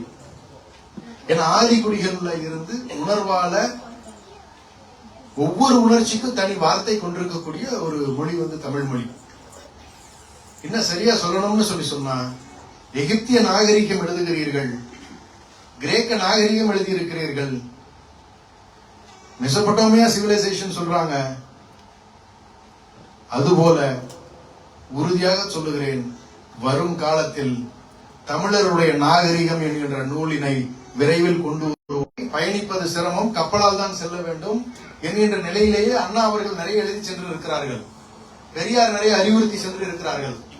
அவற்றுக்குண்டான தேடல்களை எடுத்தாலே போதும், ஆதாரங்கள் பதிவுகளாக எடுத்தால் போதும், நாம் இது அத்தனையும் நமக்கு இல்லை இருப்பவர்களுக்கு நிரூபித்து காட்டி விடுவதற்கான அனைத்து வாய்ப்புகளும் ஏற்பட்டிருக்கிறது. அதைத்தான் நம்முடைய தளபதியார் அவர்கள் செய்து கொண்டிருக்கிறார். வருடம் ஒரு முறை உலகத்தில் இருக்கக்கூடிய தமிழர்கள் அத்தனை பேரும் தாய்நாட்டுக்கு வாருங்கள் என்று அங்கு ஒரு விழா நடத்தி கொண்டிருக்கிறார். ஒவ்வொரு வருடமும். கடந்த முறை நபில் அவர்களும் நம்முடைய உறவு சொந்தங்கள் எல்லாம் வந்திருந்தார்கள். அந்த நேரத்தில் தான் மீண்டும் அவர்களை சந்தித்தோம். அப்படி உலகத்தில் உள்ள தமிழர்களை எல்லாம் ஒன்றிணைக்கக்கூடிய வேலையை செய்து கொண்டிருக்கிறோம். தமிழர் நாகரிகம் என்பது மீண்டும் ஒரு முறை பழைய வரலாற்று பதிவுகள் எல்லாம் மாற்றி இது போன்ற உண்மையான பதிவுகளை எழுதி, இன்னும் எத்தனை 100 ஆண்டுகள் ஆனாலும் சரி, இந்த இனம் இனி மிகப்பெரிய அளவில் வெற்றியை பெறும் என்பதில் யாருக்கும் எந்த ஐயப்பாடும் வேண்டாம். இதையெல்லாம் யார் சொல்றாங்க? நிகழ்காலத்தில் நடந்து கொண்டிருக்கக்கூடிய ஆட்சி, எதிர்காலத்தில் வரக்கூடிய ஆட்சி, எதிர்காலத்தில் இந்த கட்சியை யார் வழிநடத்த போகிறார் என்று தலைவர் அவர்கள் அடையாளம் காட்டியிருக்கிறார். துணை முதலமைச்சராக அண்ணன் உதயநிதி ஸ்டாலின் அவர்களை. எல்லோரும் மகன் பெற்றவர்கள் எல்லோரும் சந்தோஷமாக இருந்துவிட முடியாது. பெற்ற மகன்கள் எல்லாம் தந்தையை சந்தோஷமாக வைத்திருக்க முடியாது. தகுதி என்று ஒன்று வேண்டும். அது மிகப்பெரிய அளவில் உண்மையில் சொல்லுகிறேன், நெருங்கி பழகிய நண்பனாக சொல்லுகிறேன். நண்பனாக இருந்து நிர்வாகத்திற்கு மாறுபட்ட பிறகு அவரை தலைவராக பார்த்து நான் சொல்லுகிறேன். மிகப்பெரிய உன்னதமான நோக்கத்தினை, ஒரு தொலைநோக்கு பார்வை இந்த சமூகத்திற்காக வைத்திருப்பவர் தான் நம்முடைய மாண்புமிகு துணை முதலமைச்சர், விளையாட்டு மேம்பாட்டுத்துறை அமைச்சர் நம்முடைய அண்ணன் உதயநிதி ஸ்டாலின் அவர்கள். ஒரு சில கருத்துக்களை சொல்ல விரும்புகிறேன். இன்று பாடிய 2 பாட்டுகளுமே அண்ணன் அவர்களை பற்றிய பாட்டாக இருந்தது. இங்க வந்திருந்த மூத்த முன்னோடிகளுக்கெல்லாம் சில நேரங்களில் கலைஞருடைய பாட்டை கேட்டிருப்பீர்கள். கள்ளக்கூடி கண்ட கருணாநிதி வாழ்கவே கேட்டிருப்பீங்க. அடுத்து தளபதியாரை கேட்டிருப்பீங்க. என்னன்னா அதெல்லாம் சொல்லாம இந்த பசங்க இன்னைக்கு அதெல்லாம் தலைவரை தூக்கி பிடிக்கிறாங்களே அப்படிங்கிற எண்ணம் பலர் மனசுலையும் ஓடி இருக்கும். சந்தேகமே வேண்டான. அடுத்த 50 வருஷம் நாம உறுதியா நல்லபடியா நடப்போம். தாத்தா சொத்து பேரனுக்குன்னு தெரியாமலாம் சொல்லி வைக்கல. அத்தனை தாத்தா கிட்ட இருக்கிற திறமையும் பேரன்கிட்ட இருக்குங்கிறது உறுதியா சொல்லுவாங்க. அத பல்வேறு சூழல்கள்ல அவருடைய பேச்சு திறமையில நீங்க பார்த்திருப்பீங்க. நேரா பிரசுகாரங்க கேட்கிற கேள்விக்கு சிறிது கூட தயக்கம் இல்லாம போற போக்குல அடிச்சு தள்ளிட்டு போயிட்டே இருப்பாரு. அப்படிப்பட்ட நான் வளம் கொண்டவர், நான் நயம் கொண்டவர். ஒரு வேலை எடுத்துட்டாருன்னா, ஒரு உதாரணத்தை மட்டும் சொல்லிடுறேன், ஒரு சில உதாரணங்களை சொல்றேன். இந்த செம்பரம்பாக்கம் ஏரி திறந்து விட்ட பிறகு மிகப்பெரிய இழப்பினை சென்னை சந்திக்கிறது. அதுல காலையில ஒரு லிஸ்ட் வாங்கிட்டு ஃபீல்டுக்குள்ள போயிட்டு இந்த இடம் இந்த இடம் இந்த இடம் நான் காட்டிட்டு ஒரு 14-15 இடத்தை காட்டிட்டு வந்துருவோம். இதுக்கு இதை பண்ணி கொடுத்துருங்க, இதை பண்ணி கொடுத்துருங்க அப்படின்னு சொல்லிட்டு நைட் வந்துருவாரு. நைட் 2 மணி 1:30 மணி ஆயிடும். அடுத்த நாள் காலையில 12:30 மணிக்கு ஒரு ரிவ்யூ மீட்டிங் இருக்கும். அந்த ரிவ்யூ மீட்டிங் இருக்கும்போது நம்ம வந்து திரும்ப வந்தானே இதுக்கு இது பண்ணிட்டோம், இதுக்கு இதை பண்ணிட்டோம்னு சொல்லிட்டு அந்த 14ல 13, 12 சொல்லிட்டு மீதி 2 அப்படியே பேக் அடிப்போம். ஏன்னா நமக்கு வந்து டைம் இருக்காது. எதை நம்ம விட்டுட்டோமோ அதை குறிப்பா மறுபடியும், ஆமா அந்த இது சொன்ன அது செஞ்சா சார் அப்படிம்பாரு. ஐயோ இது ஒண்ணுதானே பெண்டிங் வச்சிருந்தோம், அதையும் கரெக்டா கேட்டுட்டாரு. அப்படி ஞாபக சக்தியில செய்யணும்னு சொல்லிட்டாருன்னா அது உறுதியா செய்யணுங்கிறத தெளிவா இருக்கக்கூடியவர். ஒண்ணு, சனாதனத்தை எதிர்த்து பேசினால் அது நான் பேசியதுதான், எந்த இடத்திலும் மன்னிப்பு கேட்க மாட்டேன், எந்த பிரச்சனை வந்தாலும் நான் சந்திக்க தயார். நீ எங்க வேணாலும் என் பிளெக்ஸ வச்சு நீ வந்து தரையில வச்சு மிதிச்சுட்டு கூட போய், எனக்கு அதை பத்தி கவலை இல்லை. என் ட்விட்டர் அக்கௌண்ட்ல நானே அதை போடுவேன், எனக்கு அப்படி எல்லாம் நான் பாக்குற ஆள் கிடையாது, நான் கலைஞர் பேரன்னு சொல்றவர். அதுக்கு ஒரு தைரியம் வேணும். எல்லாருனாலையும் அப்படி முடியாது. ஐயோ என்ன ஆகுமோ, ஆட்சியில் இருக்கணுமே, மந்திரி பதவி போயிடுமா அப்படிங்கறதெல்லாம் யோசிக்கக்கூடியவர் அல்ல. எடுத்த கொள்கையில் தெளிவாக நிற்கக்கூடியவர். இன்னும் ஒருபடி மேலே சொல்ல வேண்டும் என்று சொன்னால், பெரியாரின் பேரன் என்று சொல்வதில் மிகப்பெரிய மகிழ்ச்சியை கொள்பவர். அந்த கொள்கையில் எக்காரணமும் எக்கணமும் மாறாதவர். அப்படிப்பட்ட ஒரு உன்னதமான உயரிய நோக்கம் கொண்ட, நேரா போய் அவர்கிட்ட புகழ்ந்து பேசுறீங்கன்னா அவருக்கு பிடிக்காது. டு த பாயிண்ட் இருக்கணும், குறைஞ்சுதான் பேசுவாரு. நேரா சப்ஜெக்ட பேசிட்டு அடுத்த கட்டத்துக்கு நகர்ந்துடணும், சொன்ன மாதிரி நடந்துக்கணும். இதெல்லாம் அவருக்கு தேவைப்படுகின்ற விஷயம். The best deliverer. இப்ப லேட்டஸ்ட் 2 எக்ஸாம்பிள் சொல்லிடுறேன். செஸ் காம்படிஷன் 3 வாரத்துல ரெடி பண்ணி உலக அரங்கத்துல மிகப்பெரிய பெயரை பெற்றது தமிழ்நாடுங்கிறது நம்ம எல்லாருக்குமே தெரியும். லேட்டஸ்டா சொல்றேன், ஃபார்முலா 4 இதெல்லாம் நடக்குமா அப்படின்னு கேட்ட இடத்துல அத்தனையும் நடக்கும் உறுதியா நின்று ஃபார்முலா 4 சென்னையில நடத்தி காட்டியவர். ஏன் நடத்த வேண்டும்னு சொல்லி நிறைய பேருக்கு புரியறது இல்ல. இங்க இருக்கிறவங்களுக்கு தெளிவா புரியும். It is a symbol of status. உலக அரங்கத்துல தமிழ்நாடு எங்க நிற்கிறது, சென்னை என்பது எங்கே வரைபடத்தில் இருக்கிறது என்பதனை உலகத்தில் இருக்கக்கூடிய முதலீடுகள் செய்யக்கூடிய நாடுகள், பெரும் பொருளாதாரத்தில் பங்களிக்கக்கூடிய நாடுகள் எல்லாம் இது போன்ற பந்தயங்களை நடத்தி தங்களுடைய அடையாளங்களை காட்டிக் கொண்டிருக்கக்கூடிய நிலையில் தமிழ்நாடும் முதலீட்டுக்கு ஒரு உகந்த இடம், இங்கு எதை வேண்டுமானாலும் செய்ய முடியாது என்று நினைக்காதீர்கள். இங்கு முறையானவற்றை முறையாக செய்தால் உங்களுக்கு அனைத்து வாய்ப்புகளும் கிடைக்கும் என்று ஃபார்முலா 4 நடத்தி காட்டியவர். அங்க இருக்கக்கூடிய லோக்கல்ல இருக்கவங்க சந்தோஷப்பட்டாங்க. நான் பஹ்ரைன் போகணும் இதை பாக்குறதுக்கு, இல்லைன்னா நான் வந்து சிங்கப்பூர் போகணும், இல்லைன்னா வந்து யூரோப்புக்கு போகணும், இதெல்லாம் பாக்குறதுக்கு எங்களுக்கு இது ஒரு வாய்ப்பு அமைஞ்சது அப்படின்னு சொல்லி சொன்னாங்க. இப்ப ஸ்போர்ட்ஸ் காம்படிஷன் நடந்துட்டு இருக்கிற ஸ்டூடெண்ட்ஸையும் சேர்த்து சொல்லணும்.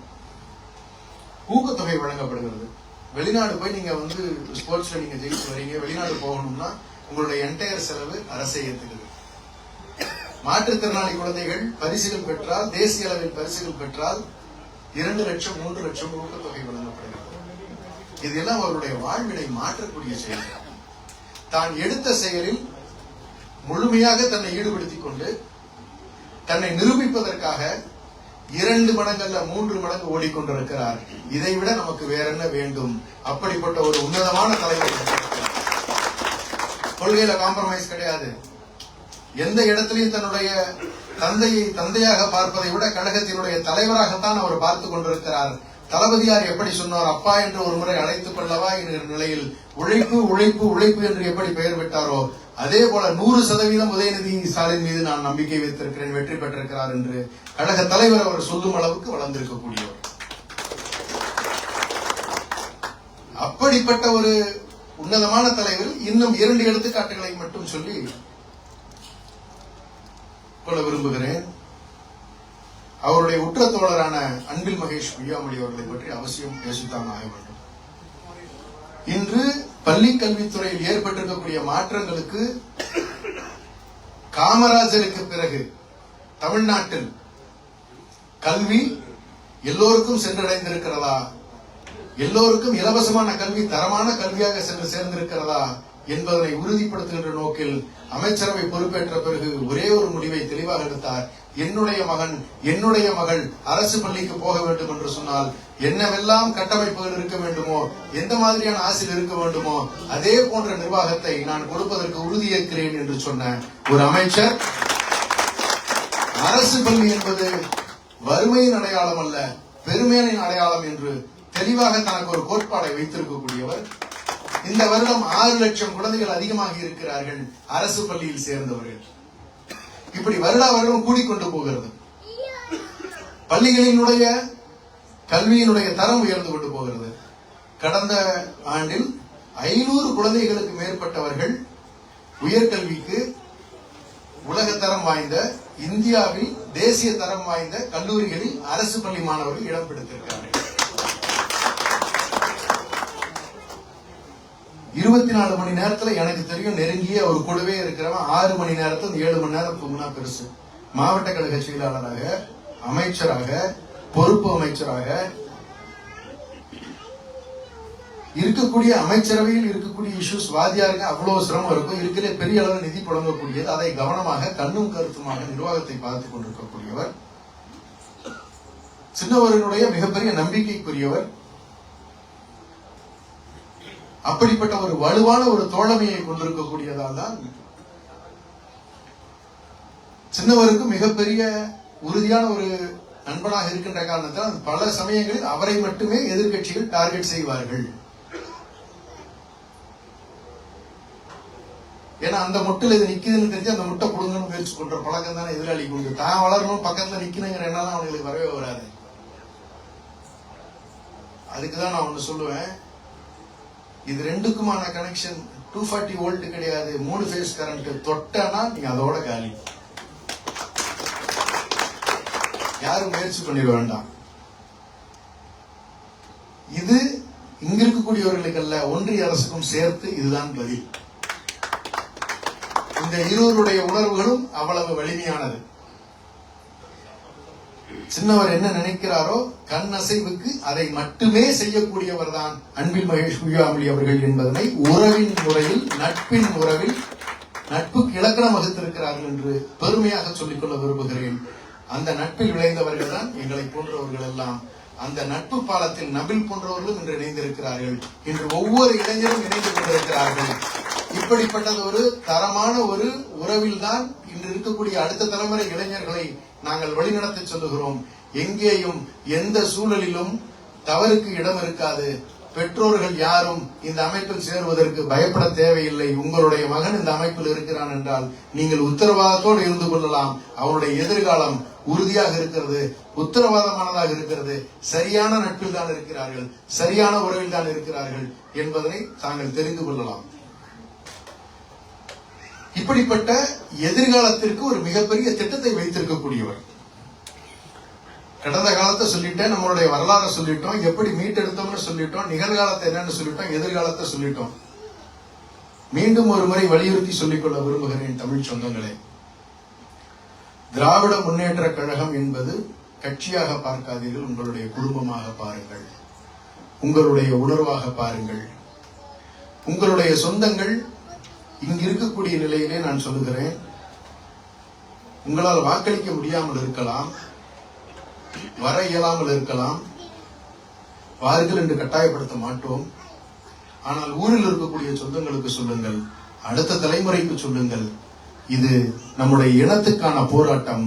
இதை எந்த விதத்திலும் திராவிட முன்னேற்ற கழகத்தை தோற்கடிப்பதற்காக எதிராளிகள் வேலை செய்யவில்லை. தமிழினை தோற்கடிப்பதற்காக, தமிழ் இனத்தை அழிப்பதற்கான முயற்சியில் ஈடுபட்டுக் கொண்டிருக்கிறார்கள். அதற்குத்தான் பல பேர் கைக்கூலிகளாக மாறிக்கொண்டிருக்கிறார்கள். அதையெல்லாம் பார்த்தவர்கள் தான் நாம் உணர்ந்து கொள்வோம் என்பதை எந்த தருணத்திலும் நீங்கள் மறந்துவிட வேண்டாம். அவர்களுக்கு சொல்லுங்கள், ஊரில் இருக்கக்கூடிய சொந்தங்களுக்கு சொல்லுங்கள். நிறைவாக என்னுடைய உரையை முடிக்கும் முன் நமக்கும் இந்த தமிழ் இனத்துக்கும் தமிழர்களுடைய வாழ்வியல் முறைக்கும் இஸ்லாத்துக்கும் உண்டான நெருங்கிய தொடர்பினை நான் அவசியம் பேசித்தான் ஆக வேண்டும். இஸ்லாத்தில் சொல்லி இருக்கக்கூடிய ஒரு 4 கருத்துக்களை மட்டும் எடுத்து வைத்து நான் பேச விரும்புகிறேன். நம்முடைய தலைவர்கள் என்ன சொல்லி இருக்கிறார்கள்? நம்மளுடைய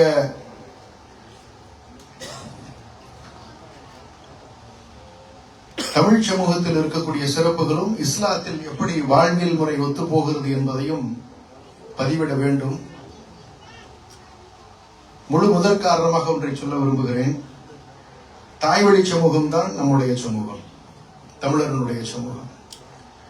தாய்க்கு மீறியது வேறொன்றும் இல்லை. அதைத்தான் ஒரு மனிதர் நபி அவர்களிடம் வந்து, அல்லாஹ்வின் தூதரே, நான் சிறந்த தோழமை கொள்வதற்கு மிக தகுதியானவர் யார் என கேட்டார். அதற்கு அன்னார் அவர்கள், உமது தாய் என்றார்கள். பிறகு யார் என அவர் மீண்டும் கேட்டபோது, மீண்டும் உமது தாய் என பதிலளித்தார்கள். பிறகு யார் என 3வது முறை கேட்டபோதும் உமது தாய் என்றே கூறினார்கள். அதற்கு அடுத்தது யார் என அவர் திரும்பவும் கேட்டபோது உமது தந்தை என்றார்கள். புகாரி, முஸ்லிம், இதான் தொகுப்பு. இரண்டுக்குமான ஒற்றுமையை நீங்கள் பார்க்க வேண்டும். தமிழர்களிடத்திலே நம்முடைய ஊருக்கு வந்தீங்கன்னு சொன்னா, ஆத்தா சொல்லிட்டாங்கன்னா, அப்பத்தா சொல்லிட்டாங்கன்னா அதை மீறதுக்கு வீட்டுல ஆள் கிடையாது. இங்கேயும் கண்டிஷன் அதுவாதான். ஏன்னா அவ்வளவு கண்ணியமா குடும்பத்தை வழிநடத்தக்கூடியவர்கள்.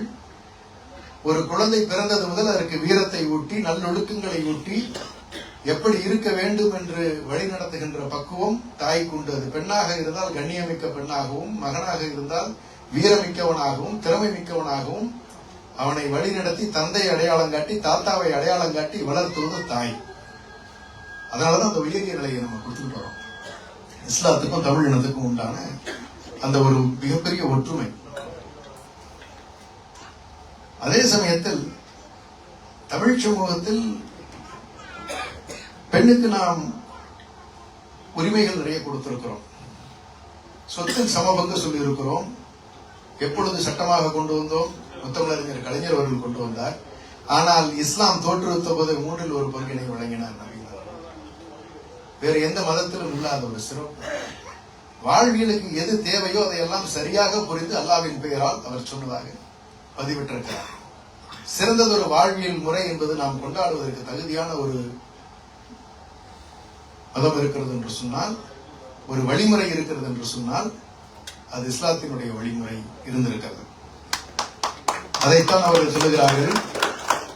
இஸ்லாம் பெண்ணுக்கு உத்தரவாதப்படுத்தியுள்ள மத சமத்துவமும், உழைப்பு மற்றும் சொத்துரிமை என்பவற்றில் அவளுக்கு வழங்கியுள்ள சமத்துவமும், திருமண விடயத்தில் எவ்வித நிர்பந்தமோ புறக்கணிப்போ இன்றி அவளது அனுமதிக்கும் திருப்திக்கும் உத்தரவாதம் வழங்கி இருப்பதும் இங்கு போதுமான எடுத்துக்காட்டுகளாகும். விதவியின் கட்டளை பெறப்படாமல் அவளை எவருக்கும் திருமணம் செய்து வைக்க முடியாது. அவ்வாறே கன்னிப்பெண்ணின் அனுமதி பெறப்படாமல் அவளை எவருக்கும் திருமணம் செய்து வைக்க முடியாது. கன்னிப்பெண்ணின் அமைதி அவளது அனுமதி அவளது மௌனமாகும் என்று தெளிவாக சொல்லியிருக்கிறார். கைம்பெண் மறுமணத்தை முத்தமிழறிஞர் அவர்கள் சொன்னார். உடன்கட்டை ஏற வேண்டும் என்று சொன்னவர்கள் வேறு ஒருவர்கள். ஆனால் அன்றே மறுமணத்திற்கு வழிவகுத்தவர் நபிகள் அவர்கள். இல்லற வாழ்வை பற்றியும் அவசியம் பதிவிட வேண்டும்.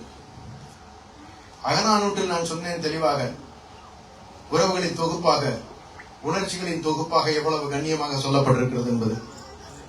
அதைத்தான் நபிகள் சொல்லுகிறார். வாழ்வின் இயல்பான தூண்டுதல் அடக்கி வைப்பது எப்போதும் நன்மையாக அமைவதில்லை. அல்லாஹ் வாழ்வை வீணாக படைக்கவில்லை. மனிதர்களால் செயலிழக்க செய்யப்படவோ வளர்ச்சி துண்டிக்கப்படவோ அவன் வாழ்வை படைக்கவில்லை. மனிதன் தனது நிர்பந்தமான தேவைகளோடும் இச்சைகளோடும் உயர்ந்து நிற்பதை நிச்சயமாக அவனுக்கு நன்மையாக அமையும்.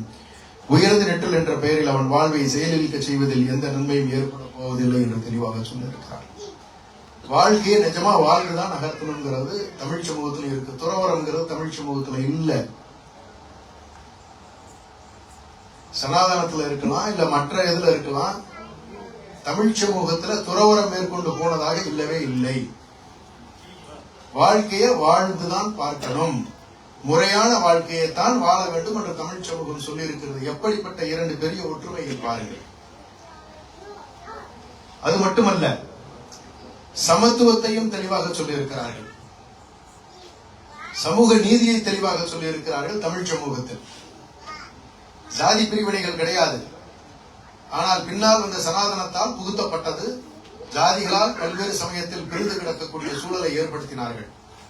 இஸ்லாத்தில் சொல்லப்பட்டதை மீண்டும் ஒரு முறை பதிவிட விரும்புகிறேன். அந்த தமிழ் சமூகம் எதையெல்லாம் திராவிட முன்னேற்ற கழகம் சொல்லிக் கொண்டு வருகிறதோ, திராவிட முன்னேற்ற கழகம் பேசி பேசியே வளர்ந்த கட்சின்னு சொல்லுவாங்க. பேசினதுனால மட்டும் வளரல, தமிழர்களுடைய உணர்வுகளை தெரிந்து இலக்கியத்தில் உண்டானவற்றை, தமிழன் எப்படி வாழ்ந்தான் என்பனவற்றை உங்களுடைய மரபணுவில் தட்டி எழுப்பியதனால் நீங்கள் அதற்கு வாக்களித்தீர்கள். திராவிட முன்னேற்ற கழகம் அதனால்தான் சொல்லுகிறேன், உணர்வுகளின் தொகுப்பாலான கட்சி அது, குடும்ப கட்சி. நாங்கள் மறுக்கவில்லை. அந்த உணர்வுகள் எல்லாம் தெளிவாக இருக்கின்றது. அந்த உணர்வுகளை தெளிவாக பேசியதால் தான் வாக்களித்தார்கள், ஆட்சிக்கு கொண்டு வந்தார்கள். சும்மா பேசினாலும் நம்ப மாட்டான். அப்படிப்பட்ட ஒரு உன்னதமான ஒரு இயக்கம். சமத்துவம் என்ற கொள்கை அது சொல்லாலும் வசனத்தாலும் உறுதிப்படுத்தியது. அனைத்தும் தெளிவாகவும் உறுதிப்படுத்தப்பட்டதாகவும் மொழியப்பட்டதாகவும் இருக்க வேண்டும் என்பதே இதன் நோக்கம். இஸ்லாம் சமவாய்ப்பு கொள்கையும் அனைவருக்கும் நீதி என்ற கொள்கையும் வலியுறுத்திவிட்டு அதற்கப்பால் செயல், உழைப்பு என்பவற்றின் மூலமாக ஏற்றத்தாழ்வு தோன்றுவதற்கு இடமளித்திருக்கிறது. எல்லோரும் சமம்னு சொல்லியாச்சு. அவர்களுடைய செயல்பாடுகளாலும் உழைப்பாலும் தான் அவர்கள் உயரிய நிலையை அடைய வேண்டும் என்று தெளிவாக சொல்லியிருக்கிறது. இதைவிட சமத்துவத்தையும் சமூக நீதியும் எப்படி சொல்ல முடியும்? இந்த 4வது பாயிண்ட சொல்லிட்டு நான் நிறுத்திக்கிறேன். இன்னும் ஒரு 4 பாயிண்ட் வச்சிருக்கேன். இருந்தாலும் தட்ஸ் ஓகே, உங்களுக்கு எல்லாமே தெரிஞ்சிருக்குங்கிறதுனால இந்த ஒப்பீடுக்காக தான் நான் சொல்றேன். தமிழ் இனம் எதனால் தமிழர்கள் இஸ்லாத்தோடு நெருங்கி பழகி இருக்கிறார்கள், இந்த நாடுகளில் வந்தால் அவர்கள் நெருடல் இல்லாமல் ஏன் வாழ முடிகிறது அப்படிங்கிறதுக்கான காரணத்தை சொல்லணுங்கிறதுக்காக தான் இந்த பாயிண்ட்ஸ் நான் சொல்றேன். சுயமரியாதையை பற்றி தெளிவாக சொல்கிறார்கள். ஒவ்வொரு மனிதனுக்கும் ஒரு கௌரவம் உண்டு, பிறர் அதில் அத்துமீறக்கூடாது. எவரது கௌரவமும் எவரை விடவும் குறைந்ததல்ல, ஏனெனில் அனைவரும் சமமானவர்கள், அனைவரும் விசுவாசிகள். அல்லாவின் வழிகாட்டலின் மீதும் சட்டவாக்கத்தின் மீதும் கட்டமைந்த முஸ்லிம் சமூகத்தைச் சேர்ந்தவர்கள். இந்த உண்மையை உணர்த்துவதே இவ்வழிகாட்டல்கள் சுமந்திருக்கும் பெருமானமாகும். அந்த வகையிலேயே அனைவரது கௌரவத்தையும் இஸ்லாம் உத்தரவாதப்படுத்துகிறது, கண்ணியத்தை பாதுகாக்கிறது. அதில் தனி மனித பொறுப்பு என்பது முழுமையானது. ஒவ்வொரு மனிதனும் அவனது செயலுக்கு பொறுப்பாவான். அவன் செய்யும் நன்மைக்கும் தீமைக்கும் அவனே பொறுப்பாளி. அதற்கான கூலி இம்மையிலோ வறுமையிலோ வேறொருவருக்கு வழங்கப்படுவதில்லை. எவர் நேர்வழி பெறுகிறாரோ அது அவருக்கே பயனளிக்கும், எவர் வழி பெறுகிறாரோ அதன் தீமையும் அவருக்கே என்று தெளிவாக சொல்லியிருக்கிறார். இப்படிப்பட்டதொரு உயரிய நோக்கங்களை, வாழ்வியல் வழிமுறைகளை தமிழ் சமூகமும் வைத்திருக்கிறது, இஸ்லாத்திலும் சொல்லப்பட்டிருக்கிறது. அதனால்தான் அங்கு இருக்கக்கூடிய தமிழர்களோடு வணிகத்தில் அன்று தொடர்பு கொண்டிருந்த இங்கிருந்து யவனர்களாக கிரேக்கர்கள் வந்த பொழுதும் கூட மரக்காயர்களாக, மரக்கல ராயர் என்பதுதான் அந்த வார்த்தையினுடைய அர்த்தம். மரக்கல ராயர் என்று சொன்னால், மரக்களம் என்பது கப்பல், ராயர் என்று சொன்னால் அதனுடைய கேப்டன். இங்க அப்ப விளைவதற்கு ஒன்றும் இல்லை. வளைகுடா நாடுகளில் வியாபாரத்திற்காக கப்பல் கட்டிக்கொண்டு ஐரோப்பாவிற்கு சென்று ஐரோப்பாவில் பொருட்களை ஏற்றிக்கொண்டு வியாபாரத்திற்கு இந்தியாவிற்கு கொண்டு வந்தோ அல்லது மற்ற நாடுகளுக்கு சென்றோ அந்த பொருட்களை விற்றுவிட்டு மீண்டும் அதே கப்பலில் உயிரை பணயம் வைத்து மீண்டும் தன் சொந்த ஊருக்கு வந்து இங்கிருந்து மீண்டும் ஐரோப்பாவிற்கு தொடர்ந்து பிரயாணம் செய்ததில் முன்னணி வகித்தவர்கள் வளைகுடா நாட்டை சார்ந்தவர்கள். அப்படி அந்த வகையில் பார்க்கின்ற பொழுது ஸ்பைஸ் ட்ரேடிங், அன்னைக்கு இருந்த பஞ்சு, மயிலிறகு, முத்துக்கள், இவை அனைத்தையும் 2000 வருடங்களுக்கு முன்னரே வியாபாரத்தில் நம்மோடு தொடர்பு கொண்டிருந்ததுதான் இந்த வளைகுடா நாடுகள். இங்கு இருக்கக்கூடியவர்களோடு இணக்கமாக வாழுகின்ற சூழல் நமக்கு ஏற்பட்டிருக்கின்ற சொன்னால், சமூக நல்லிணக்கத்தை பேணுவது தமிழ்நாடு, இங்கு இருக்கக்கூடியவர்களும் சமூக நல்லிணக்கத்தை பாதுகாக்கக்கூடியவர்கள் தான் இருக்கிறார்கள். இன்று நம்மளுடைய நபல்கிட்ட பேசிட்டு இருக்கும்போது கூட சொன்னா, இங்க ஒரு சர்ச் இருக்குன்னு, இங்க வந்து ஷியா முஸ்லிம்க்கும் இருக்காங்க, சுன்னத்துக்கும் இருக்காங்க, எல்லாருக்கும் வந்து ஈக்குவல் ட்ரீட்மெண்ட் உண்டு, எல்லாருக்குமான வாய்ப்புகள் இங்க வழங்கப்படுது அப்படின்னாப்ல. இந்த சமூக நல்லிணக்கம் தமிழ்நாட்டிலும் உண்டு. நீங்கள் பார்த்திருக்கிறீர்கள். எந்த சமூகத்தை சார்ந்தவராக இருந்தாலும் அங்கு வரலாம், குடியிருக்கலாம், வாழலாம். எழுத்த வீட்டில் ஒரு ஐயர் இருந்தாலும் நமக்கு மாற்று கருத்து இல்லை, வேண்டாம்னு சொல்ல போறது இல்லை. ஒரு கிறிஸ்துவர் இருந்தாலும் வேண்டாம் என்று சொல்லவில்லை. ஜைன மதத்தை சார்ந்தவர் இருந்தாலும் சரி, எல்லோரோடும் சமூக நல்லிணக்கத்தோடு வாழுகின்ற ஒரு சமூகம் இருக்கின்றது என்று சொன்னால் அது தமிழ் சமூகம் தான். மிக உயரிய நோக்கத்தோடு வாழ்ந்த சமூகம். அப்படிப்பட்ட ஒரு சமூகத்தை பெருமை கொள்ளுகின்ற வகையிலே நாம் எல்லாம் இஸ்லாத்தோடு தொடர்பு கொண்டிருக்கும் பொழுது எந்த விதத்திலும் நீங்கள் நினைக்க வேண்டாம் ஊரை விட்டு வெளியே வந்திருக்கீர்கள் என்று. இதுவும் கிட்டத்தட்ட நம்ம ஊர் மாதிரிதான். அங்க நீங்க என்ன நினைக்கிறீங்களோ அதே உரிமைகளை இங்கேயும் வைத்திருக்கிறீர்கள். எந்த விதத்திலும் நீங்கள் வேறு நாடாக இதனை கருத வேண்டாம். பல்வேறு விதத்தில் மரக்கலராயர்கள் அங்கேயே வந்து நம்ம ஊர்லயே செட்டில் ஆகி பொண்ணு கட்டி பொண்ணு எடுத்தவங்க எல்லாம் இருக்கிறாங்க. அதெல்லாம் நீங்க கோஸ்டல் ரீஜன்ஸ்ல எல்லாம் நீங்க ஹிஸ்டரி எடுத்து பாத்தீங்கன்னா உங்களுக்கு நல்லாவே தெரியும். நம்மளுடைய ராம்நாடாகட்டும், காயல்பட்டணம் ஆகட்டும், நம்மளோட நம்ம நாகப்பட்டினம், முத்துப்பேட்டை, இந்த கோஸ்டல் ரீஜன்ஸ்ல இருக்கிறவங்க எல்லாருக்கும் நெருங்கின தொடர்பு இங்க இருந்துட்டு இருக்குன்னா இது ஒன்றும் புதுசா வரல. இந்த தலைமுறைக்கு நீங்க வரல, ஜெனட்டிக்காவே உங்களுக்கு எல்லாத்துக்கும் நமக்கு எல்லாத்துக்கும் இது இருந்துட்டு இருக்கிற ஒரு விஷயம். ஆக தெளிவாக சொல்ல வேண்டும் என்று சொன்னால் 7ஆம் நூற்றாண்டில் தோற்றுவிக்கப்பட்ட இஸ்லாத்தில் தமிழர்களுடைய வாழ்வியல் முறையில் இருக்கக்கூடிய சேரமான் பெருமான் என்கின்ற மன்னரும் முதலில் கேரளாவில் ஒரு மஸ்ஜிதை கட்டியிருக்கார். அதே தருணத்துல இங்க வளைகுடா நாடுகளுக்கு வந்து மெக்காவுக்கு சென்றிருக்கார். நபிகளை சந்தித்ததாகவும் பதிவில் இருக்கின்றன. யாருக்கு தெரியும், ஒருவேளை அவர்கள் கூட நபிகள் அவர்களுக்கு உறுதுணையாக இருந்து இது போன்ற முறையான வழிதிட்டங்களை நம்முடைய சமூகத்தில் இருந்து இணைந்து உருவாக்கியதாக கூட இருக்கலாம். இருவரும் இணைந்து வாழ்வதற்கான அனைத்து சாத்தியக்கூறுகளும் உள்ளன. எந்த சூழ்நிலையிலும் இதை எதையும் நீங்கள் மறந்து விடாதீர்கள். எந்த விதத்திலும் தமிழர்களுக்கு பெரும் உறுதுணையாக உணர்வு ரீதியாக திராவிட முன்னேற்ற கழகம் என்ற குடும்பம் இருக்கிறது. நீங்கள் வெளியூரில் வாழ்ந்தாலுமே கூட உங்களை பற்றி தொடர்ந்து சிந்திக்கக்கூடிய அரசுதான் அங்கே இயங்கிக் கொண்டிருக்கிறது. அடுத்த தலைமுறையில் அண்ணன் உதயநிதி ஸ்டாலின் அவர்களும் அதையத்தான் நினைக்கிறார். உங்களுக்கு உறுதுணையாக எல்லா வழியிலும் இருப்பார் என்று சொல்லி இந்த ஒரு நல்ல ஒரு வாய்ப்பினை ஏற்படுத்தி கொடுத்த இந்த தமிழ் சொந்தங்கள் அடுத்த முறை வருகின்ற பொழுது அமைச்சர் அவர்களை அழைத்து வருவதற்காக ஒரு திட்டமிடல் வைத்திருக்கிறோம். அநேகமாக இந்த பள்ளிக்கல்வித்துறை அமைச்சராகவும் இருக்கலாம்.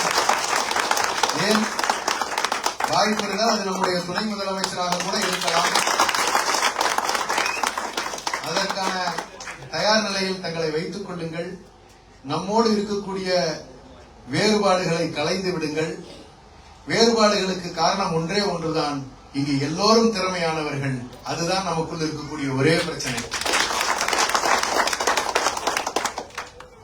அப்படி இருக்கின்ற சூழ்நிலையில் இவரும் நல்லதைத்தான் செய்கிறார், அவரும் நல்லதைத்தான் செய்கிறார். ஆனால் இருவருக்குள்ள இருக்கக்கூடிய போட்டி இது தமிழ்நாட்டிலும் இருக்கிறது தான். அதெல்லாம் தூக்கி ஓரம் வச்சுட்டு இது மிகப்பெரிய இன போராட்டம். அதையெல்லாம் சந்தித்துக் கொண்டிருக்கக்கூடிய நம்முடைய கழகத்தினுடைய தலைவர் அவர்களுக்கு உங்களுடைய ஆதரவை தொடர்ந்து தெரிவித்து வாருங்கள். கூட்டணியில் இருக்கக்கூடிய பாசமிகு அண்ணன் அவர்களுக்கு திருமாவளவன் அவருடைய வழியில் பின்பற்றி இருக்கக்கூடிய நம்முடைய அண்ணன் அவர்களையும் கேட்டுக்கொள்கிறேன். வேல்முருகன் கட்சியில் என்னன்றது வந்திருக்கக்கூடிய அவருடைய கட்சியின் ரெப்ரசன்டேட்டிவ் வந்திருந்தாங்கல்ல, அவருக்கும் எனது நன்றியை தெரிவித்துக் கொள்கிறேன். அதே சமயத்தில் நம்முடைய முஸ்லிம் லீக், தமிழ்நாடு தமுக எல்லாருமே வந்து என்னுடைய நன்றியை தெரிவிச்சுக்கிறேன்.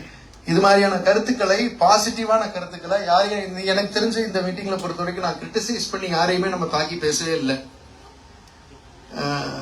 நமக்கு ஒரு பெரிய பிளஸ். எனக்கு ஒரு சின்ன ஆசை வந்து என்னன்னா, நம்ம கூட பெருசா வரைஞ்சிட்டோம்னு வச்சுக்கலாம், அந்த சின்ன கோடு அந்த பெரிய கோடா இருக்கிறது அப்படியே இருந்துட்டு போகுது அப்படின்னு விட்டுட்டு நம்மள பெருசா வரையறதுக்கான முயற்சிகளை செய்வோம்ங்கிற ஒரு நோக்கம் உள்ளவர்கள் நாங்கள். ஏன்னா ஆக்கப்பூர்வமான பணிகள் செய்வதற்கு நிறைய இருக்கின்றன. நம்மை வளர்த்துக் கொள்வதற்கு எந்தெந்த வகையில் முடியுமோ, பொருளாதாரத்திலும் சரி, கல்வியிலும் சரி, குடும்ப ரீதியிலும் சரி, இந்த கட்சியை பயன்படுத்திக் கொள்ளுங்கள்.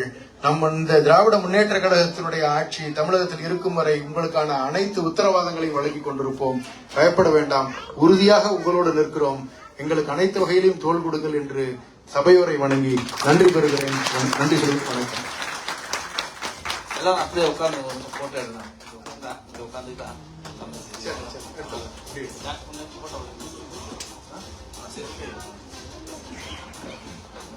உங்கள் இருப்பிடம் தேடிய உணவு வரும். யாரும் நீங்க வரிசையில் நிற்க வேண்டிய அவசியம் இல்லை, கையேந்த வேண்டிய அவசியம் இல்லை.